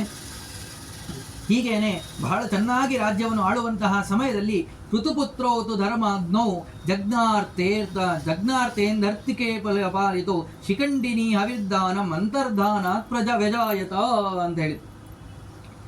ಹೀಗೇನೆ ಅವನ ಪೃಥುಚಕ್ರವರ್ತಿ ತಾನು ಅರ್ಚಿ ಎಂಬುವಳನ್ನು ಮದುವೆ ಆಗಿದ್ದಾನೆ. ಆ ಅರ್ಚಿ ಎಂಬುವಳಲ್ಲಿ ವಿವಾಹವಾಗಿ ಅಂತರ್ಧಾನ, ಪಾಲಿತ ಅಂತ ಹೇಳಿ ಇಬ್ಬರು ಮಕ್ಕಳು ಅವನಾಗಿದ್ದರೆ, ಪಾಲಿತರಿಗೆ ಸಾದಿ ಅಂತ ಮತ್ತೊಂದು ಹೆಸರು. ಅಂತರ್ಧಾನ ಅವನ ಹೆಂಡತಿ ಶಿಖಂಡಿನಿ ಅಂತೇಳಿ, ಅವನಲ್ಲಿ ಹವಿರ್ದಾನ ಅಂತೇಳಿ ಒಬ್ಬ ಮಗು ಹುಡ್ತಾನೆ. ಆ ಹವಿರ್ದಾನ ಅತ್ಯಂತ ಶ್ರೇಷ್ಠನಾದಂಥವನು. ಆ ಅಗ್ನಿಕುಲದ ಕನ್ಯೆಯಾದಂತಹ ಯಾವ ದಿಷಣ ಎಂಬ ಧರ್ಮ ಅವಳಲ್ಲಿ ಪ್ರಾಚೀನ ಬರ್ಹಿ, ಶುಕ್ಲ, ಗಯ, ಕೃಷ್ಣ, ವ್ರಜ, ಅಜಿನ, ಶುಕ್ಲ ಈ ರೀತಿಯಾಗಿ 6 ಜನ ಮಕ್ಕಳು ಹುಡ್ತಾರೆ. ಶುಕ್ಲನಿಗೆ ಶುಕ್ರ ಎಂಬುದಾಗಿ ಹೆಸರು, ರಜಾಗೆ ಮೃಜ ಎಂಬುದಾಗಿ ಕೂಡ ಮತ್ತೊಂದು ನಾಮಾಂತರ ಇದೆ ಎಂಬುದಾಗಿ ತಿಳಿಸ್ತಾರೆ. ಇಂತಹವರಲ್ಲಿ ಮೊದಲನೆಯಾದವನು ಪ್ರಾಚೀನ ಬರ್ಹಿ, ಅತ್ಯಂತ ಶ್ರೇಷ್ಠನಾದಂತಹ ವ್ಯಕ್ತಿ. ಅವನಿಗೆ ಹೆಸರು ಪ್ರಾಚೀನ ಬರ್ಹಿ. ಹೇಗೆಂದರೆ ಏನೋ ಹೆಸರಿಟ್ಟಿರ್ತಾರೆ, ಆ ಹೆಸರಿಗೆ ತಕ್ಕಂಗೆ ಇರೋದಿಲ್ಲ. ಅವರು ಸಂಗೀತ ಅಂತ ಹೆಸರಿಟ್ಟಿರ್ತಾರೆ, ಅದರ ಸಂಗೀತನೇ ಬರ್ತಾ ಇರೋದಿಲ್ಲ. ಆದರೆ ಈ ಪ್ರಾಚೀನ ಬರ್ಹಿ ಹೇಗೆ ಅಂತಂದರೆ, ಬರ್ಹಿ ಅಂದರೆ ದರ್ಬೆ ಅಂತೇಳಿ, ಪ್ರಾಚೀನ ಅಂದರೆ ಪೂರ್ವ ಅಂತ ಹೇಳಿ. ಪ್ರಾಚೀನ ಬರ್ಹಿ ಅಂತಂದರೆ ಪೂರ್ವಕ್ಕೆ ದರ್ಭೆ ಹಾಸೋದು ಅಂತಂದರೆ ಯಾವಾಗ ಅಂದರೆ ಹೋಮಾದಿಗಳನ್ನು ಮಾಡುವಾಗ ಪೂರ್ವಕ್ಕೆ ದರ್ಭೆಯನ್ನು ಹಾಸುವುದು ಕ್ರಮ. ಅಂದರೆ ಇವನು ಎಷ್ಟು ಹೋಮವನ್ನು ಯಜ್ಞವನ್ನು ಮಾಡ್ತಾ ಇದ್ದ ಅಂತಂದರೆ ನಿತ್ಯವೂ ಕೂಡ ಪ್ರಧಾನವಾಗಿ ಹೋಮಾದಿಗಳನ್ನು ಮಾಡುವುದೇ ಪ್ರಧಾನವಾದ ಕಾರ್ಯವನ್ನು ಮಾಡಿಕೊಂಡಿದ್ದ. ಯಾಕೆಂದರೆ ಹೋಮಾದಿಗಳನ್ನು ಮಾಡಿದರೆ ದೇವತೆಗಳು ತೃಪ್ತರಾಗ್ತಾರೆ. ದೇವತೆಗಳು ತೃಪ್ತರಾದರು ಅಂದರೆ ಸಮಸ್ತ ಜಗತ್ತು ರಕ್ಷಣೆ ಮಾಡುವುದಕ್ಕೆ ಸಾಧ್ಯ ಎಂಬುವಂತಹ ಕಾರ್ಯವನ್ನು ಮಾಡ್ತಾ ಇದ್ದರೆ ಪ್ರಜೆಗಳ ರಕ್ಷಣೆಯೂ ಕೂಡ ಅದೇ ರೀತಿಯಾಗಿ ಮಾಡ್ತಾ ಇದ್ದ. ಹೀಗೇನೆ ಅವನು ಇಷ್ಟೆಲ್ಲ ಯಜ್ಞಾದಿಗಳನ್ನು ಮಾಡೋದ್ರಿಂದಾಗಿ ಪೂರ್ವಕ್ಕೆ ಯಾವಾಗಲೂ ಕೂಡ ದರ್ಭೆಯನ್ನು ಹಾಸ್ತಾ ಇದ್ದ. ಅದಕ್ಕೋಸ್ಕರವಾಗಿಯೇ ನಿನಗೆ ಪ್ರಾಚೀನ ಬರ್ಹಿ ಎಂಬ ಹೆಸರು ಬಂತು ಎಂಬುದಾಗಿ ಕೂಡ ಹೇಳ್ತಾರೆ. ಅಂತಹ ಶ್ರೇಷ್ಠನಾದಂತಹ ವ್ಯಕ್ತಿ ತಾನು ಆ ಪ್ರಾಚೀನ ಬರ್ಹಿ ತನ್ನ ಆ ಪ್ರಜಾಪತಿ ಪಟ್ಟವನ್ನು ವಿಶೇಷವಾಗಿ ಅಲಂಕರಿಸಿದ್ದ. ಭೂಮಂಡಲ ಎಲ್ಲವನ್ನು ಕೂಡ ಚೆನ್ನಾಗಿ ಆಳಿಸ್ತಾ ಇದ್ದ. ಹೇಗೆ ಅಂತಂದರೆ ಈ ಸ್ಥಳ ಯೋಗ್ಯವಾದದ್ದು ಕ್ಷೇತ್ರ, ಅಲ್ಲಿ ಹೋಗಿ ಒಂದು ಯಜ್ಞವನ್ನು ಮಾಡುವುದು, ಮತ್ತೊಂದು ಕ್ಷೇತ್ರ ಅಲ್ಲಿ ಹೋಗಿ ತೀರ್ಥಕ್ಷೇತ್ರ ಅಂತ ಹೀಗೆ ಎಲ್ಲ ಕಡೆಯಲ್ಲಿಯೂ ಕೂಡ ಆ ಯಜ್ಞಾದಿಗಳನ್ನು ಹೋಮಾದಿಗಳನ್ನು ಮಾಡಿದಂತಹ ವ್ಯಕ್ತಿ. ಎಲ್ಲ ತೀರ್ಥಕ್ಷೇತ್ರಾದಿಗಳಲ್ಲೂ ವಿಶೇಷವಾಗಿ ಪುಣ್ಯ ಸಂಪಾದನೆಯನ್ನು ಮಾಡಿದ್ದಾನೆ. ಹೀಗಿರುವಾಗ ಅವನು ಪ್ರಾಚೀನ ಬರ್ಹಿ ಘೋರವಾದ ತಪಸ್ಸನ್ನು ಮಾಡಬೇಕು ಅಂತ ವಿಚಾರವನ್ನು ಮಾಡ್ತಾನೆ. ಯಾಕೆ ಅಂತಂದರೆ ಈ 10 ಜನ ಮಕ್ಕಳು ಏನಾಗ್ತಾರೋ ಅವರೆಲ್ಲರಿಗೂ ಕೂಡ ಇವರು 6 ಜನರಿಗೂ ಕೂಡ ವಿಶೇಷವಾಗಿ ಆಜ್ಞೆಯನ್ನು ಮಾಡ್ತಾರೆ, ಸಂತಾನವನ್ನು ಎಲ್ಲವನ್ನು ಕೂಡ ಪಡಿಬೇಕು ಅಂತ ಹೇಳಿ. ಹೀಗೇನೆ ಹೀಗಿರುವಾಗ ಸಂತೋಷವನ್ನು ಮಾಡಿಸಿದ ಆ ಭಗವಂತನನ್ನು ಸಂತೋಷಪಡಿಸುವುದಕ್ಕೋಸ್ಕರವಾಗಿ ತಪಸ್ಸನ್ನೆಲ್ಲವನ್ನು ಕೂಡ ಮಾಡಿದ್ದಾರೆ. ಆ ನಂತರದಲ್ಲಿ ಸವರ್ಣ ಎಂಬುವಳನ್ನು ಮದುವೆ ಆಗಿದ್ದಾನೆ. ಆ ಅವರಿಗೆ ಹುಟ್ಟಿದವರೇ ಪ್ರಾಚೇತಸರು ಅಂತೇಳಿ. ಈ ಪ್ರಾಚೀನ ಬರಿಹಿ ತನ್ನ ಮಕ್ಕಳಿಗೆ ಆಜ್ಞೆಯನ್ನು ಮಾಡ್ತಾನೆ 10 ಜನರಿಗೆ, ನೀವೆಲ್ಲರೂ ಕೂಡ ಸಂತಾನವನ್ನು ಪಡಿಬೇಕು ಅಂತ ಹೇಳಿ. ಇನ್ನು ತಮ್ಮ ಪೂರ್ವದಲ್ಲಿ ಎಲ್ಲ ಹೇಗೆ ಹೇಳ್ಕೊಂಡ್ಬಂದಿದ್ದಾರೋ, ಸ್ವಯಂಭೂವನು ಹೇಳಿದ್ದ ಹೀಗೆ ಪ್ರಜಾ ಸೃಷ್ಟಿಯನ್ನು ಮಾಡಬೇಕು ಅಂತ ಹೇಳಿ, ಅದೇ ಕ್ರಮದಲ್ಲಿ ಪ್ರಜಾ ಸೃಷ್ಟಿಯನ್ನು ಮಾಡಬೇಕು ಎಂಬುದಾಗೇನೆ ಎಲ್ಲರೂ ಕೂಡ ಆಜ್ಞೆಯನ್ನು ತಮ್ಮ ತಂದೆಯರು ಹಿರಿಯರು ಆಜ್ಞೆಯನ್ನು ಮಾಡ್ಕೊಂಡ್ಬಂದಿದ್ದಾರೆ. ಹೀಗೇನೆ ಇವರು 6 ಜನ ಮಕ್ಕಳು ಹುಟ್ಟಿದ್ರು. ಆ ಪ್ರಾಚೀನ ಬರಿಗೂ ಕೂಡ 10 ಜನ ಮಕ್ಕಳಾಗಿದ್ದಾರೆ. ಆ 10 ಜನ ಮಕ್ಕಳಿಗೂ ಕೂಡ ಮತ್ತೆ ಆಜ್ಞೆಯನ್ನು ಮಾಡ್ತಾರೆ. ಇಷ್ಟು ದಿನ ಸಂತಾನವೆಲ್ಲವೂ ಕೂಡ ಆಗಿದೆ, ಆದರೆ ಈಗ ವಿಸ್ತಾರವಾಗಿ ಆಗಬೇಕಾಗಿದೆ. ಇನ್ನು ಹೀಗೇನೆ ನಡೀತಾ ಇದೆ, ನಡೆಯೋದಿಲ್ಲ, ಇನ್ನೂ ಸಂಪೂರ್ಣವಾಗಿ ಎಲ್ಲ ಕಡೆಯೂ ಕೂಡ ಬೆಳಿಬೇಕಾಗಿದೆ. ಅದಕ್ಕೋಸ್ಕರವಾಗಿ ವಿಶೇಷವಾಗಿ ಬ್ರಹ್ಮದೇವರು ಆಜ್ಞೆಯನ್ನು ಮಾಡಿದ್ದಾರೆ. ಸಂಪೂರ್ಣವಾಗಿ ವಿಸ್ತಾರವಾದಂತಹ ಸಂತಾನಾದಿಗಳನ್ನು ಎಲ್ಲವನ್ನು ಕೂಡ ಪಡೆಯಬೇಕು ಅಂತ ಆಜ್ಞೆ ಮಾಡಿದಾಗ ಸರಿ ಅಂತ ಹೇಳಿ ಆ ಪ್ರಾಚೇತಸರು ಒಪ್ಕೊಂಡಿದ್ದಾರೆ. 10 ಜನ ಪುತ್ರ ರತ್ನರು, ಅವರೆಲ್ಲರೂ ಕೂಡ ಮಹಾಜ್ಞಾನಿಗಳು, ಧನುರ್ವೇದಾದಿಗಳನ್ನು ಚೆನ್ನಾಗಿ ಅರಿತವರು. ಅದನ್ನು ಮತ್ತೊಂದು ರೀತಿಯಾಗಿ ಹೇಳ್ತಾರೆ, ಒಂದು ಕೇವಲ ಶಸ್ತ್ರವನ್ನು ಅಧ್ಯಯನ ಮಾಡಿದಂಥವರಲ್ಲ, ಶಾಸ್ತ್ರವನ್ನು ಕೂಡ ಚೆನ್ನಾಗಿ ಅರಿತವರು. ಅದಕ್ಕೋಸ್ಕರವಾಗಿ ಹೇಳ್ತಾರೆ, ಮನಸ್ಸೆಂಬ ಬಾಣವನ್ನ ಭಗವಂತನ ಲಕ್ಷ್ಯವನ್ನು ಇಟ್ಟು ಗುರಿ ತಪ್ಪದೇನೆ ಹೊಡೆಯುವುದರಲ್ಲಿ ಸಮರ್ಥರಾದವರು. ಅಂದ್ರೆ ಏನು? ಮನಸ್ಸನ್ನು ಇಟ್ಟರು ಆದರೆ ಭಗವಂತನೇ ಬರೋದು, ಒಂದು ಪ್ರತ್ಯಕ್ಷ ಆಗಬೇಕು, ಮನಸ್ಸಿನಲ್ಲಿ ಭಗವಂತ ಒಂದು ಸನ್ನಿಹಿತರಾಗಬೇಕು. ಆ ರೀತಿಯಾಗಿ ಸದಾ ತಪಸ್ಸನ್ನು ಮಾಡುವುದರಲ್ಲಿಯೂ ಕೂಡ ಅತ್ಯಂತ ಸಮರ್ಥರಾಗಿದ್ದವರು ಈ ಯಾವ ಪ್ರಾಚೇತಸರು ಅಂತ ಹೇಳಿ ಪ್ರಸಿದ್ಧರಾದವರು ಅಂತ. ಇವರು ವಿಶೇಷವಾಗಿ ತನ್ನ ತಂದೆಯ ಆಜ್ಞೆಯನ್ನು ಪಡೆದುಕೊಂಡಿದ್ದಾರೆ. ನೀವು ಪುಣ್ಯವನ್ನು ಸಂಪಾದನೆಯನ್ನು ಮಾಡಿ ಸಂತಾನವನ್ನು ಪಡೆಯಬೇಕು. ಹೇಗೆ ಸಂತಾನವನ್ನು ಪಡೆಯಬೇಕು ಅಂತಂದರೆ, ಮೊದಲು ಪುಣ್ಯವನ್ನು ಮಾಡಬೇಕು ಅಂತ ಹೇಳಿ 10 ವರ್ಷ ಸಹಸ್ರಾಣಿ ನಶೇಕುಷ್ಟೇಷ್ಟಿತುಂ ಪ್ರಜಾಹ. ಸರಿ ಆಯಿತು, ಅವಶ್ಯವಾಗಿ ಪಡಿತೇವೆ ಅಂತ ಹೇಳಿ ಮೊದಲಿಗೆ ಪುಣ್ಯ ಸಂಪಾದನೆ ಮಾಡಬೇಕು. ಯಾರನ್ನು ಪ್ರಾರ್ಥನೆ ಮಾಡ್ಕೋಬೇಕು? ಸರಿ, ತಪಸ್ಸನ್ನು ಮಾಡ್ತೀವಿ. ಎಷ್ಟು ಮಾಡಬೇಕು? 10,000 ವರ್ಷಗಳ ಪರ್ಯಂತರವಾಗಿ ತಪಸ್ಸನ್ನು ಮಾಡಿದ್ದಾರಂತೆ. ಮಾಡಿ ಯಾರನ್ನ ಪ್ರಾರ್ಥನೆ ಮಾಡ್ಕೋಬೇಕು ಅಂದರೆ ಸಂತಾನ ಗೋಪಾಲಕೃಷ್ಣನನ್ನ ವಿಶೇಷವಾಗಿ ಪ್ರಾರ್ಥನೆಯನ್ನು ಮಾಡಿಕೊಂಡು ತಪಸ್ಸನ್ನು ಮಾಡಿ ಎಂಬುದು ಆಜ್ಞೆ ಮಾಡಿದ್ದಾರೆ ಅವಶ್ಯವಾಗಿ ಅಂತ ಹೇಳಿ. ಅವರು ಅದನ್ನು ಆಜ್ಞೆಯನ್ನು ಸ್ವೀಕಾರವನ್ನು ಮಾಡಿ ತಪಸ್ಸಿಗೋಸ್ಕರವಾಗಿ ಹೊರಟಿದ್ದಾರೆ. ಘೋರವಾದಂಥ ತಪಸ್ಸು, 10,000 ವರ್ಷಗಳ ಪರ್ಯಂತರವಾಗಿ ಘೋರವಾದ ಕೃಷ್ಣನನ್ನು ಕುರಿತು ತಪಸ್ಸನ್ನು ಮಾಡಿ ಭಗವಂತನ ಅನುಗ್ರಹವನ್ನು ಪಡೆದಿದ್ದಾರೆ. ಅಖಂಡವಾದಂಥ ತಪಸ್ಸನ್ನು ಆಚರಣೆಯಲ್ಲೂ ಮಾಡಿ ನಂತರದಲ್ಲಿ ಇವರು ಹೊರಗಡೆ ಬಂದಿದ್ದಾರೆ. ತಮ್ಮ ಸಂಪೂರ್ಣವಾಗಿ ಭಗವಂತನ ಪ್ರತ್ಯಕ್ಷವನ್ನು ಗೊಡಿಸಿಕೊಂಡು ವರವನ್ನು ಪಡೆದುಕೊಂಡು ಬಂದಿದ್ದಾರೆ. ಬಂದರೆ ಸಂಪೂರ್ಣವಾಗಿ ಎಲ್ಲ ಕಡೆ ಗಿಡ ಮರಗಳು, ಹೀಗೆ ಋತುಚಕ್ರವರ್ತಿ ಎಲ್ಲವನ್ನು ಕೂಡ ಶುದ್ಧವನ್ನು ಮಾಡಿ ಎಲ್ಲ ಗಿಡ ಮರಗಳು ಸಸ್ಯಗಳು ಹೇಗೆ ಫಲವನ್ನು ಕೊಡಬೇಕು ಆ ರೀತಿಯಾಗಿ ಮಾಡಿಟ್ಟಿದ್ದ. ಉಳಿದಂತಹ ಯಾವ ಗಿಡಗಳಿರಬೇಕೋ ಅವುಗಳನ್ನು ಚೆನ್ನಾಗಿ ರಕ್ಷಣೆಯನ್ನು ಮಾಡ್ತಿದ್ದ. ಸುಮ್ಮನೆ ಕೆಲವು ಕೆಟ್ಟ ಗಿಡಗಳೆಲ್ಲ ಬಿಡ್ತಾವೆ, ಅದರಿಂದ ಯಾವ ಪ್ರಯೋಜನ ಇಲ್ಲ. ಉಳಿದಂಥ ಗಿಡಗಳಿಗೆ ಹಾನಿಯನ್ನು ಮಾಡ್ತಾ ಇರ್ತವೆ. ಆ ಗಿಡಗಳನ್ನು ನಾಶವನ್ನು ಮಾಡಿ ಶ್ರೇಷ್ಠವಾದ ಗಿಡಗಳು ಯಾವ್ಯಾವ ಇರ್ತವೆ ಅವುಗಳೆಲ್ಲ ರಕ್ಷಣೆಯನ್ನು ಮಾಡಿ ಆ ಭೂಮಿಯನ್ನು ರಕ್ಷಣೆಯನ್ನು ಮಾಡಿದ್ದ. ಆದರೆ ನಂತರದಲ್ಲಿ ಎಲ್ಲವೂ ಕೂಡ ಯಾವ ರಾಜರಿಲ್ಲದೆ ಇದ್ದಾಗ ಎಲ್ಲವೂ ಕೂಡ ಸಂಪೂರ್ಣವಾಗಿ ಬೆಳೆದುಕೊಂಡಿದೆ. ಎಲ್ಲ ಕಡೆ ಸಂಪೂರ್ಣ ಗಿಡ ಮರಗಳು. ಬಂದು ನೋಡಿದರೆ 10 ಜನ ಎಲ್ಲ ಕಡೆ ಸಂಪೂರ್ಣವಾಗಿ ಗಿಡ ಮರಗಳು ಎಲ್ಲವೂ ತುಂಬೋಗಿದೆ. ಯಾವ ರೀತಿಯಾದಂತಹ ಸ್ಥಳವೂ ಕೂಡ ಇಲ್ಲದೆ ಇರುವಂಥ ಪರಿಸ್ಥಿತಿ ಬಂದಿದೆ. ಅಷ್ಟು ಸಂಪೂರ್ಣವಾಗಿ ತುಂಬಿದಾಗ ಹೀಗೆ ಇದ್ರೆ ಆಗೋದಿಲ್ಲ. ಭೂಮಂಡಲವೆಲ್ಲ ಇಷ್ಟೆಲ್ಲ ಗಿಡಗಳು ಬಳ್ಳಿಗಳು ಎಲ್ಲ ತುಂಬೋಗ್ಬಿಟ್ರೆ ಎಲ್ಲಿ ವಾಸವನ್ನು ಮಾಡಬೇಕು, ಯಜ್ಞಾದಿಗಳು ಎಲ್ಲಿ ನಡಿಬೇಕು, ಹೀಗಿದ್ರೆ ಎಲ್ಲ ನಡೆಯೋದಿಲ್ಲ ಅಂತ ಹೇಳಿ ಅವರು ತಮ್ಮ ಘೋರವಾದಂತಹ ದೃಷ್ಟಿಯನ್ನು ಹಾಕಿದರೆ ಎಲ್ಲವೂ ಕೂಡ ಸುಟ್ಟೋದಕ್ಕೆ ಪ್ರಾರಂಭವಾಗಿದೆ. ನೋಡಿ, ಯಾವ ಒಂದು ದೀಪ ಇಲ್ಲ, ಬೆಂಕಿ ಇಲ್ಲ, ಅಗ್ನಿ ಇಲ್ಲ, ಕೇವಲ ತಮ್ಮ ಸಿಟ್ಟಿನಿಂದಾಗಿ ದೃಷ್ಟಿಯನ್ನು ಹಾಕಿದರೆ ಎಲ್ಲವೂ ಕೂಡ ಸುಡುವುದಕ್ಕೆ ಪ್ರಾರಂಭವಾಗಿದ್ದಾರೆ. ಎಲ್ಲವೂ ಕೂಡ ಅವನ ಇಚ್ಛೆ, ಭಗವಂತನ ಇಚ್ಛೆ. ಅವನನ್ನು ಸಂತೋಷಪಡಿಸಿದರೆ ಏನನ್ನಾದರೂ ಕೂಡ ಸಾಧನೆಯನ್ನು ಮಾಡ್ಬೋದು. ನಾವು ಕೇಳ್ತಾ ಇರ್ತೀವಿ, ಈಗ ಒಂದು ಚಂದ್ರಕಾಂತ ಮಣಿ ಅಂತ ಇದೆ. ಆ ಮಣಿಯ ವಿಶೇಷತೆ ಅಂತಂದರೆ, ಆ ಮಣಿಯನ್ನು ಕೈಯಲ್ಲಿ ಇಟ್ಕೊಂಡು ನಾವು ಅಗ್ನಿಯಲ್ಲಿ ಕೈ ಇಟ್ಟರೆ ನಮ್ಮ ಕೈ ಸುಡೋದೇ ಇಲ್ಲ. ಆ ಮಣಿಯ ವಿಶೇಷತೆ ಅದು. ಸಾಮಾನ್ಯವಾಗಿ ಅಗ್ನಿಯಲ್ಲಿ ಕೈ ಇಟ್ಟರೆ ಏನಾಗಬೇಕು? ನಮ್ಮ ಕೈ ಸುಡಬೇಕು. ಆದರೆ ಮಣಿಯನ್ನು ಕೈಯಲ್ಲಿ ಇಟ್ಕೊಂಡು ಅಗ್ನಿಯಲ್ಲಿ ಕೈ ಇಟ್ಟರೆ ನಮ್ಮ ಕೈ ಸುಡುವುದೇ ಇಲ್ಲ. ಯಾಕೆ ಅಂದರೆ ದ್ರವ್ಯಕ್ಕೆ ಅಷ್ಟು ಸಾಮರ್ಥ್ಯ ಇದೆ ಆ ಚಂದ್ರಕಾಂತ ಮಣಿಗೆ. ಆ ಕ್ರಮದಲ್ಲಿ ಈ ಋಷಿಯ ಮಹಾಜ್ಞಾನಿಗಳು ತಪಸ್ವಿಗಳಾದಂಥ ಈ ಪ್ರಾಚೇತಸರು ತಮ್ಮ ತಪಸ್ಸಿನಿಂದಾಗಿ ಆ ಕ್ರೋಧಾಗ್ನಿಯನ್ನು ತನ್ನ ದೃಷ್ಟಿಯಿಂದ ನೋಡಿದರೆ ಎಲ್ಲವೂ ಕೂಡ ಸುಡುವುದಕ್ಕೆ ಪ್ರಾರಂಭವಾಗಿದೆ. ಎಲ್ಲ ಕಡೆಯೂ ಕೂಡ ಹೊತ್ತು ಉರಿತಾ ಇದೆ. ಏನು ಕಾಡ್ಗಿಚ್ಚಂತೀವಲ್ಲ ಆ ರೀತಿಯಾಗಿ ಎಲ್ಲ ಕಡೆ ಒಂದಕ್ಕೆ ಒಂದು ಹತ್ಕೊಂಡು ಸಂಪೂರ್ಣವಾಗಿ ಎಲ್ಲವೂ ಕೂಡ ನಾಶವಾಗ್ತಾ ಇದೆ. ಈ ಸಮಯದಲ್ಲಿ ವನಸ್ಪತಿ ದೇವತೆಗಳು, ಚಂದ್ರ ಎಲ್ಲರೂ ಕೂಡ ನಾನು ನಿಲ್ಲಿಸಿ ಅದನ್ನು ಪ್ರಾರ್ಥನೆ ಮಾಡ್ತಾ ಇದ್ದಾರೆ. ಬೇಡ, ಸಾಕು, ಇಷ್ಟು ದಿನ ಸಂಪೂರ್ಣವಾಗಿ ಎಷ್ಟೆಲ್ಲ ಸುಟ್ಟಿದ್ದೀರಾ, ಇನ್ನು ಉಳಿದಿದ್ದನ್ನಾರು ವನಸ್ಪತಿಗಳನ್ನು ಉಳಿಸಿ ಎಂಬುದಾಗಿ ನಾವು ಪ್ರಾರ್ಥನೆ ಮಾಡಿಕೊಂಡಿದ್ದಾರೆ. ಆಗ ಆಯಿತು ಅಂತೇಳಿ ಅವರು ಸಮಾಧಾನವಾಗಿದ್ದಾರೆ. ಸರಿ ಆಯಿತು, ಇಷ್ಟಕ್ಕೆ ಬಿಡೋದಿಲ್ಲ, ನೀವೇನು ಪ್ರಧಾನವಾದಂಥ ಕಾರ್ಯ ಸಂತಾನವನ್ನು ಪಡಿಬೇಕಾಗಿದೆ, ವಂಶದ ಅಭಿವೃದ್ಧಿ ಆಗಬೇಕಾಗಿದೆ, ಅದಕ್ಕೆ ಅನುಕೂಲವನ್ನು ನಾವು ಮಾಡಿಕೊಡ್ತೇವೆ. ನೀವು ಇವೆಲ್ಲ ಏನು ಗಿಡಗಳನ್ನೆಲ್ಲವನ್ನು ಕೂಡ ಏನು ಸುಡ್ತಾ ಇದ್ದಾರೋ ಅದನ್ನು ನಿಲ್ಲಿಸಿ ಎಂಬುದಾಗಿ ಪ್ರಾರ್ಥನೆ ಮಾಡಿದಾಗ ಆಯಿತು ಅಂತೇಳಿ ಅವಶ್ಯವಾಗಿ ಇದೇ ರೀತಿ ಆಯಿತು ಅಂತ ಒಪ್ಕೊಂಡಿದ್ದಾರೆ. ಉಳಿದಂತಹ ಗಿಡಗಳನ್ನೆಲ್ಲವನ್ನು ಕೂಡ ಉಳಿಸಿ ಆಗ ಶಾಂತರಾದಾಗ ನಿಮಗೆ ನನ್ನ ಮಗಳನ್ನು ಕೊಟ್ಟು ದಾರೆ ಎರೆದುಕೊಡ್ತೀವಿ, ಮದುವೆಯನ್ನು ಮಾಡಿಕೊಡ್ತೀವಿ ಎಂಬುದಾಗಿ ಹೇಳಿದಾಗ ಆಯಿತು ಅಂತ ಅವಶ್ಯವಾಗಿ ಅವರು ಸ್ವೀಕಾರ ಒಪ್ಕೊಂಡಿದ್ದಾರೆ.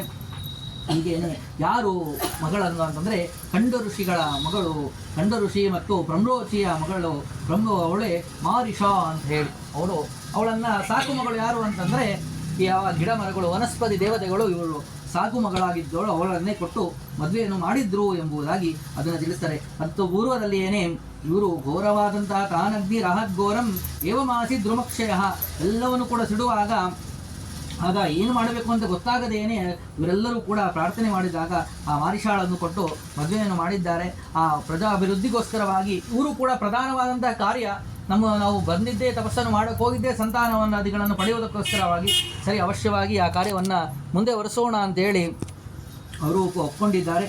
ಆ ನಂತರದಲ್ಲಿ ಯಾರು ಈ ಮಾರೀಷಾ ಎಂಬುದಾಗಿ ಅದನ್ನು ಹೇಳ್ತಾರೆ. ಇಮಾಂ ದಗ್ಧಂ ಭೂಯಿಷ್ಟಾಂ ಯುಷ್ಮತ್ ತೇಜೋಮಯೇನ ವೈ ಅಗ್ನಿನಾಗ್ನಿ ಸಮೋ ಭೂಯಃ ಪ್ರಜಾ ಸಂವರ್ಧಯಿಷ್ಯತಿ ತತಃ ಸೋಮಸ್ಯ ವಚನಾತ್ ಜಗೃಹಸ್ತೆ ಪ್ರಜೇತಸಃ ಸಂವೃತ್ಯ ಕೋಪರಿಕ್ಷೇಭ್ಯ ಪತ್ನಿ ಧರ್ಮೇಣ ಮಾರಿಷಾಯಾಂ ತತಸ್ತೆ ವೈ ಮನಸಾ ಗರ್ಭಮಾದದುಃ ದಶಭ್ಯಸ್ತು ಪ್ರಚೇತೇಭ್ಯಃ ಮಾರಿಷಾಯಾಂ ಪ್ರಜಾಪತಿ ದಕ್ಷೋ ಜಗ್ನೇ ಮಹಾತೇಜಾಃ ಸೋಮಸ್ಯಾಂಶೇನ ಭಾರತ ಅಂತ ಹೇಳಿ ಅವನ ಸರಿ ಅಂತೇಳಿ ಮಾರಿಷಾಳನ್ನು ಕೊಟ್ಟು ಇವರಿಗೆ ಮದುವೆಯನ್ನು ಮಾಡಿದ್ದಾರೆ.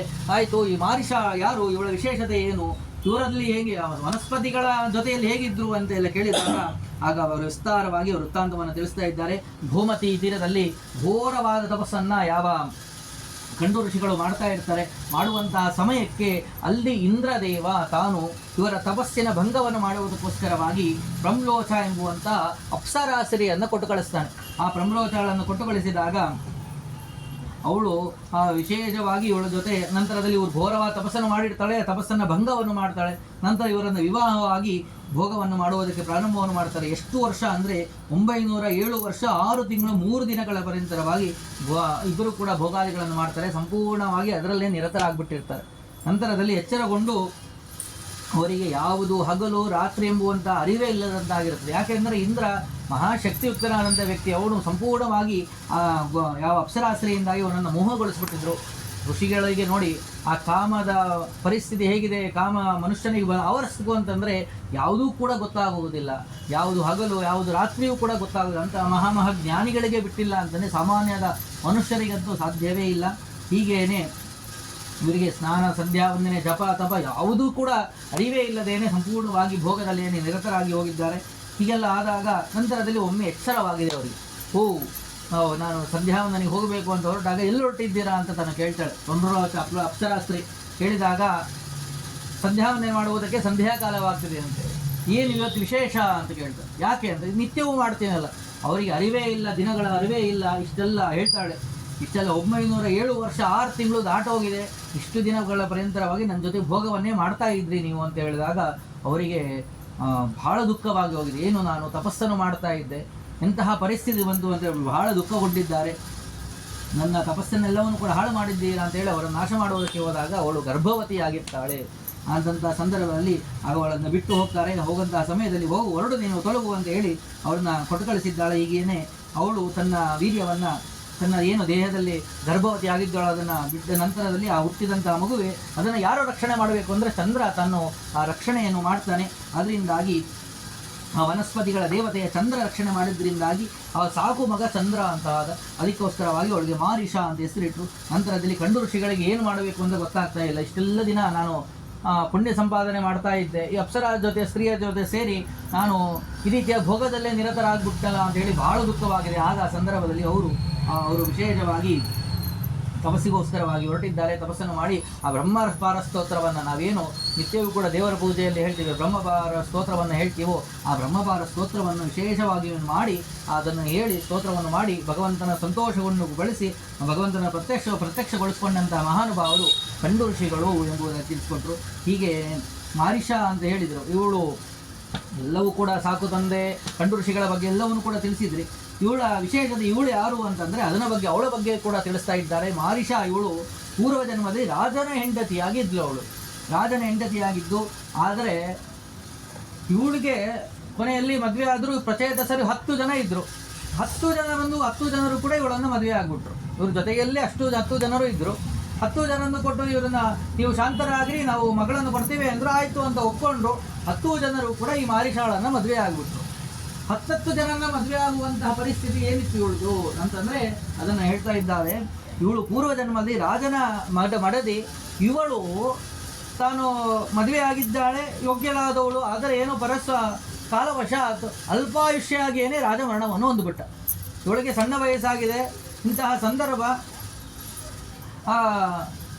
ಸಣ್ಣ ವಯಸ್ಸಿನಲ್ಲಿ ಇವನು ಮರಣ ಹೊಂದಿದ್ದಾಳೆ ಅಂತೇಳಿ ಬಹಳ ದುಃಖ ಆಯಿತು. ಆಗ ಘೋರವಾದ ತಪಸ್ಸನ್ನು ಮಾಡಿದ್ದಾಳೆ. ತಪಸ್ಸನ್ನು ಮಾಡಿ ವರವನ್ನು ಪಡೆದುಕೊಳ್ತಾ ಇದ್ದಾಳೆ. ಏನೆಂದು ಮುಂದಿನ ಜನ್ಮದಲ್ಲಿ ದೀರ್ಘಾಯುಷ್ಯರಾದಂಥ 10 ಜನರನ್ನು ನಾನು ಮದುವೆ ಆಗಬೇಕು ಅಂತೇಳಿ ವರವನ್ನು ಪಡೆದುಕೊಂಡಳು. ಅದಕ್ಕೋಸ್ಕರವಾಗಿ ಆ ವರದ ಪ್ರಭಾವದಿಂದಾಗಿ, ಅವಳು ಸೇವೆಯನ್ನು ಮಾಡಿದ್ದರ ಪ್ರಭಾವದಿಂದಾಗಿ ದೀರ್ಘಾಯುಷ್ಯರಾದಂತಹ ಅತ್ಯಂತ ಯೋಗ್ಯರಾದಂತಹ 10 ಜನ ಪ್ರಚೇತಸರನ್ನು ಇವಳು ಮದುವೆ ಆಗಿದ್ದಾಳೆ. ಹೀಗೇನೆ ಅವಳು ಪ್ರಾರ್ಥನೆಯನ್ನು ಮಾಡಿದ್ದರ ಪ್ರಭಾವವಾಗಿಯೇ ಈ ರೀತಿಯಾದಂತಹ ಮಕ್ಕಳು ಅವರೆಲ್ಲರೂ ಕೂಡಿದ್ದ ಅವರಲ್ಲಿ ಅವರನ್ನು ಮದುವೆಯಾಗಿ ಮುಂದೆ ಅವರ ಸಂತಾನ ಎಲ್ಲವೂ ಕೂಡ ಬೆಳೆದುಕೊಂಡು ಹೋಗ್ತಾ ಅವರ ವಂಶದಲ್ಲಿ ಬಂದವನು ದಕ್ಷ ಪ್ರಜಾಪತಿ ಎಂಬುದಾಗಿ ಎಲ್ಲ ತಿಳಿಸ್ತಾ ಹೋಗ್ತಾರೆ. ಅವನಿಂದಾಗಿಯೇ ದಕ್ಷ ಪ್ರಜಾಪತಿಯಿಂದಾಗಿ ಎಲ್ಲ ವಿಸ್ತಾರವಾದ ವಂಶಾವಳಿ ಬೆಳೀತು ಎಂಬುದಾಗಿ ನಾವು ಕೇಳ್ತೀವಿ. ಹಾಗೆಯೇ ಹೀಗೆ ಅವೆಲ್ಲವನ್ನು ಕೂಡ ತಿಳಿಸಿ, ವಿಶೇಷವಾಗಿ ಪೂರ್ವಜನ್ಮದಲ್ಲಿ ಏನು ಶಿವನ ಕೋಪಕ್ಕೆ ತುತ್ತಾಗಿದ್ದ ಆ ಮೇಷನಾಗಿ ರೂಪವನ್ನು ತಾಳಿದಂಥ ದಕ್ಷ ಪ್ರಜಾಪತಿ ಈ ಮನ್ವಂತರದಲ್ಲಿ ದಕ್ಷನಾಗಿ ಹುಟ್ಟಿದ್ದಾನೆ. ಆ ಪುತ್ರಾನ್ ಉತ್ಪಾದಯಾಮಾಸ ಸೋಮವಂಶ ವಿವರ್ಧವಾನ್ ಅಚರಾಂಶ ತರಾಂಶೈವ ವಿಪದೋತ ಚತುಷ್ಪ ಮನಸಾ ದಕ್ಷ ಪಶ್ಚಾದಪ್ಯ ಸ್ರಜತ್ರಯ ತದೋಸ ದಶಧರ್ಮಾಯ ಕಾಶ್ಯಪಾಯ ತ್ರಯೋದಶ. ಹೀಗೇನೆ ಇತ್ತ ಕಡೆಯಲ್ಲಿ ಇವರಲ್ಲಿ ಯಾವ ದಕ್ಷ ಪ್ರಜಾಪತಿ ಹುಟ್ಟಿದ್ದಾನೆ, ಆ ದಕ್ಷ ಪ್ರಜಾಪತಿ ತಾನು ಸೋಮವಂಶವನ್ನು ಅಭಿವೃದ್ಧಿಗೊಳಿಸುವುದಕ್ಕೋಸ್ಕರವಾಗಿಯೇ ಭಗವಂತನನ್ನು ವಿಶೇಷವಾಗಿ ಪ್ರಾರ್ಥನೆಯನ್ನು ಮಾಡಿದ್ದಾನೆ. ಆ ಬ್ರಹ್ಮದೇವರ ಆದೇಶವೂ ಕೂಡ ಆಗಿದೆ. ಬ್ರಹ್ಮದೇವರು ಸಂಪೂರ್ಣವಾಗಿ ವಿಸ್ತಾರವಾಗಿ ಪ್ರಜಾಭಿವೃದ್ಧಿ ಆಗಬೇಕು ಅಂತ ಆಜ್ಞೆಯನ್ನು ಮಾಡಿದಾಗ ಸ್ಥಾವರ ಜಂಗಾತ್ಮಕವಾದ ಎಲ್ಲ ರೀತಿಯಾದಂತಹ ಸೃಷ್ಟ್ಯಾದಿಗಳನ್ನು ಮಾಡುವುದಕ್ಕೆ ಪ್ರಾರಂಭ ಮಾಡಿದ್ದಾರೆ. ಕೇವಲ ಮನುಷ್ಯರನ್ನು ಅಷ್ಟೇ ಅಲ್ಲ, ಪ್ರಾಣಿಗಳು ಏನೇನಿದವೋ ಎಲ್ಲವೂ ರೀತಿಯಾದಂಥ ಸೃಷ್ಟಿಯಾದಿ ಆಗಬೇಕು ಅಂತ ಹೇಳಿ 4 ಕಾಲಿನ ಪ್ರಾಣಿಗಳು ಇರ್ಬೋದು, ಮನುಷ್ಯರಿರ್ಬೋದು, ಎಲ್ಲ ರೀತಿಯಾದಂಥ ಸೃಷ್ಟ್ಯಾದಿಗಳನ್ನು ಕೂಡ ಮಾಡ್ತಾ ಇದ್ದಾರೆ. ಕೆಲವರನ್ನ ಮನಸ್ಸಿನಿಂದಲೇ ತಾನು ಸೃಷ್ಟಿಯನ್ನು ಮಾಡಿದ್ದಾನೆ. ಆ ಸೃಷ್ಟಿಯಾಗಿದ್ದನ್ನು ನೋಡಿ ಅನೇಕ ಮಕ್ಕಳನ್ನು, ಅನೇಕ ಸ್ತ್ರೀಯರನ್ನು, ಹೀಗೇನೆ ಎಲ್ಲ ರೀತಿಯಾದಂತಹ ವಂಶದ ಅಭಿವೃದ್ಧಿಯನ್ನು ತಾನು ಮಾಡ್ತಾ ಇದ್ದಾನೆ. 10 ಮಂದಿ ಸ್ತ್ರೀಯರನ್ನು ಧರ್ಮರಾಜನಿಗೆ ಕೊಟ್ಟು ಮದುವೆಯನ್ನು ಮಾಡಿದ್ದಾನೆ. ಇನ್ನು 13 ಮಂದಿರನ್ನು ಕಶ್ಯಪ ಋಷಿಗಳಿಗೆ, 27 ನಕ್ಷತ್ರಗಳು ಏನು ಅಶ್ವಿನಿ ಭರಣಿ ಕೃತಿಕಾ ಅಂತ ಏನು 27 ಜನ ಸ್ತ್ರೀಯರಿದ್ದಾರೋ ಆ 27 ಜನರನ್ನು ಚಂದ್ರನಿಗೆ ಕೊಟ್ಟು ಮದುವೆಯನ್ನು ಮಾಡಿದ್ದಾರೆ. ಹೀಗೇನೆ ನೋಡಿ ಮುಂದೆ ಪ್ರಶ್ನೆಯನ್ನು ಕೇಳ್ತಾರೆ. ಚಂದ್ರನ ಸಾಕು ಮಗಳು ಮಾರಿಷ, ಆ ಮಾರಿಷಾಣಲಿಂದಲೇ ಹುಟ್ಟಿದವನು ದಕ್ಷ ಪ್ರಜಾಪತಿ. ಆ ದಕ್ಷ ಪ್ರಜಾಪತಿಯ ಮಗಳು ಯಾವ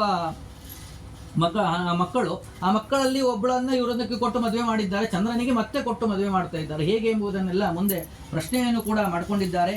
ಹೀಗೇನೆ ಆ ದಕ್ಷ ಕುಮಾರಿಯರಿಗೆ ದೇವ, ದಾನವ, ದೈತ್ಯ, ಮಾನವ, ಪಶು, ಪಕ್ಷಿ, ಗಂಧರ್ವ, ನಾಗ ಎಲ್ಲರಿಗೂ ಕೂಡ ಅವರೆಲ್ಲರಿಂದಾಗಿ ಈ ರೀತಿಯಾದಂಥ ಪಕ್ಷಿಗಳ ಸಮೂಹ, ಪ್ರಾಣಿಗಳ ಸಮೂಹ ಎಲ್ಲವೂ ಕೂಡ ವಿಸ್ತಾರವಾಗಿ ಬೆಳೀತಾ ಹೋಯಿತು. ಅಂದಿನಿಂದಲೇ ಮೈಥುನ ಸೃಷ್ಟಿ ಎಂಬುದು ಮತ್ತೆ ವಿಸ್ತಾರವಾಗಿ ಎಲ್ಲ ಕಡೆಯೂ ಕೂಡ ಬೆಳೀತಾ ಹೋಯಿತು ಎಂಬುದಾಗಿ ಕೂಡ ತಿಳಿಸ್ತಾರೆ. ಯಾಕೆಂದರೆ ತತ್ಪೂರ್ವದಲ್ಲೆಲ್ಲ ಅನೇಕ ರೀತಿಯಾದಂಥ ಸೃಷ್ಟಿ ಹೇಗಿತ್ತು ಅನ್ನೋಂಥ ಪೂರ್ವದಲ್ಲಿ ಒಂದು ಮೈಥುನ ಸೃಷ್ಟಿ ಎಲ್ಲ ಕ್ರಮವಾಗಿ ನಡೀತಾ ಇದ್ದರೆ, ಇಲ್ಲಿ ವಾಯುದೇವರು ಕುಂತಿಯನ್ನು ಕೇವಲ ಸ್ಪರ್ಶದಿಂದಲೇನು ಹುಟ್ಟಿದ್ದು, ಕೇವಲ ತಾನು ದೇಹದ ಸ್ಪರ್ಶವನ್ನು ಮಾಡೋದ್ರಿಂದಾಗಿ ಊರ್ವಶಿಯು ಕೂಡ ನರನಾರಾಯಣರಿಂದಾಗಿ ಹೇಗೆ ಹುಟ್ಟಿದ್ರು, ಊರುವನ್ನು ಕೇವಲ ತೊಡೆಯನ್ನು ತಿಕ್ಕಿದ್ರಿಂದಲೇನು ಊರ್ವಶಿ ಹುಟ್ಟಿದ್ದು.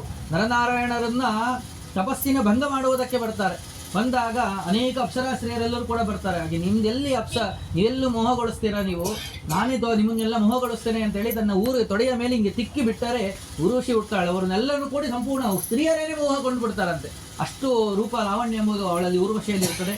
ಹೀಗೇನೆ ಆದರೆ ಮೈಥುನ ಸೃಷ್ಟಿ ಎಂಬುದು ವಿಸ್ತಾರವಾಗಿ ಇವನಿಂದಾಗಿ ಪ್ರಾರಂಭವಾಯಿತು ಎಂಬುದಾಗಿ ತಿಳಿಸಿಕೊಡ್ತಾರೆ. ಹೀಗೇನೆ ಹಾಗೆ ಜನಮೇಜಯವಾಚ ದೇವಾನಾಂ ದಾನವಾನಾಂ ಚ ಗಂಧರ್ವೋ ರಗರಕ್ಷದಾಂ ಸಂಭವ ಕಥಿತಃ ಪೂರ್ವಂ ದಕ್ಷಸ್ಥಿತ ಮಹಾತ್ಮನಃ ಅಂಗುಷ್ಟ ಬ್ರಹ್ಮಣೋ ಜಾತಃ ಪ್ರೋಕ್ತಸ್ತ್ವಯಾ ನಗ ವಾಮಾಂಗುಷ್ಟ ತದಾ ದೈವ ತಸ್ಯ ಪತ್ನಿ ವಿಜಾಯತ ಕಥಂ ಪ್ರಾಚೇತ ಸತ್ವಂ ಸ ಪುನರ್ಲೇಪೆ ಮಹಾತಪಾಃ ಏತನ್ಮೇ ಸಂಶಯಂ ವಿಪ್ರ ಸಮ್ಯಕ್ಯ ಆಖ್ಯಾತುಮರ್ಹಸಿ ದೌಹಿತ್ರಷ್ಟೈವ ಸೋಮಸ್ಯ ಕಥಂ ಶ್ವಶುರಗತಾಂ ಗತಃ.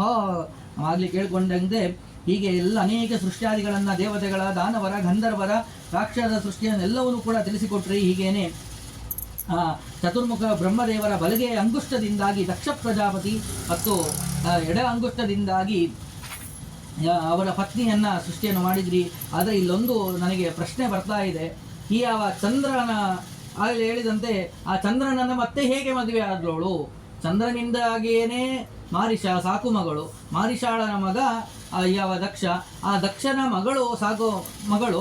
10 ಜನ ಮಕ್ಕಳಲ್ಲಿ, ಅನೇಕ ಮಕ್ಕಳಲ್ಲಿ ಸ್ತ್ರೀ ಸಂತಾನದಲ್ಲಿ ಒಬ್ಬಳು ಇವಳು. ಅವಳನ್ನು ಮತ್ತೆ 27 ನಕ್ಷತ್ರಗಳನ್ನು ಮತ್ತೆ ಚಂದ್ರನಿಗೆ ಹೇಗೆ ಕೊಟ್ಟು ಮದುವೆಯನ್ನು ಮಾಡಿದ್ರಿ ಅಂತ ಕೇಳಿದಾಗ ಅದಕ್ಕೆ ವೈಶಂಪಾಯನರು ಉತ್ತರ ಕೊಡ್ತಾ ಇದ್ದಾರೆ. ಉತ್ಪತ್ತಿಷ್ಟ ನಿರೋಧಶ್ಚ ನಿತ್ಯೋ ಭೂತೇಶು ಪಾರ್ಥಿವ ಋಷಯೋತ್ರ ನಮಹ್ಯಂತಿ ವಿದ್ವಾಂಶ್ಚೈವ ಯೇ ಜನಾಃ. ಈ ರೀತಿಯಾಗಿ ಅನೇಕ ರೀತಿಯಾದಂತಹ ಲೀಲೆಗಳು ನಡೀತಾ ಇರ್ತದೆ. ಆದರೆ ಸಾಮಾನ್ಯವಾದ ಮನುಷ್ಯರಿಗೆ ಮಾತ್ರ ಈ ರೀತಿಯಾದಂಥ ನಿಯಮಗಳು, ಇವರನ್ನೇ ಮದುವೆ ಆಗಬೇಕು, ಅವರನ್ನೇ ಮದುವೆ ಆಗಬೇಕು ಅಂತ ಹೇಳಿ.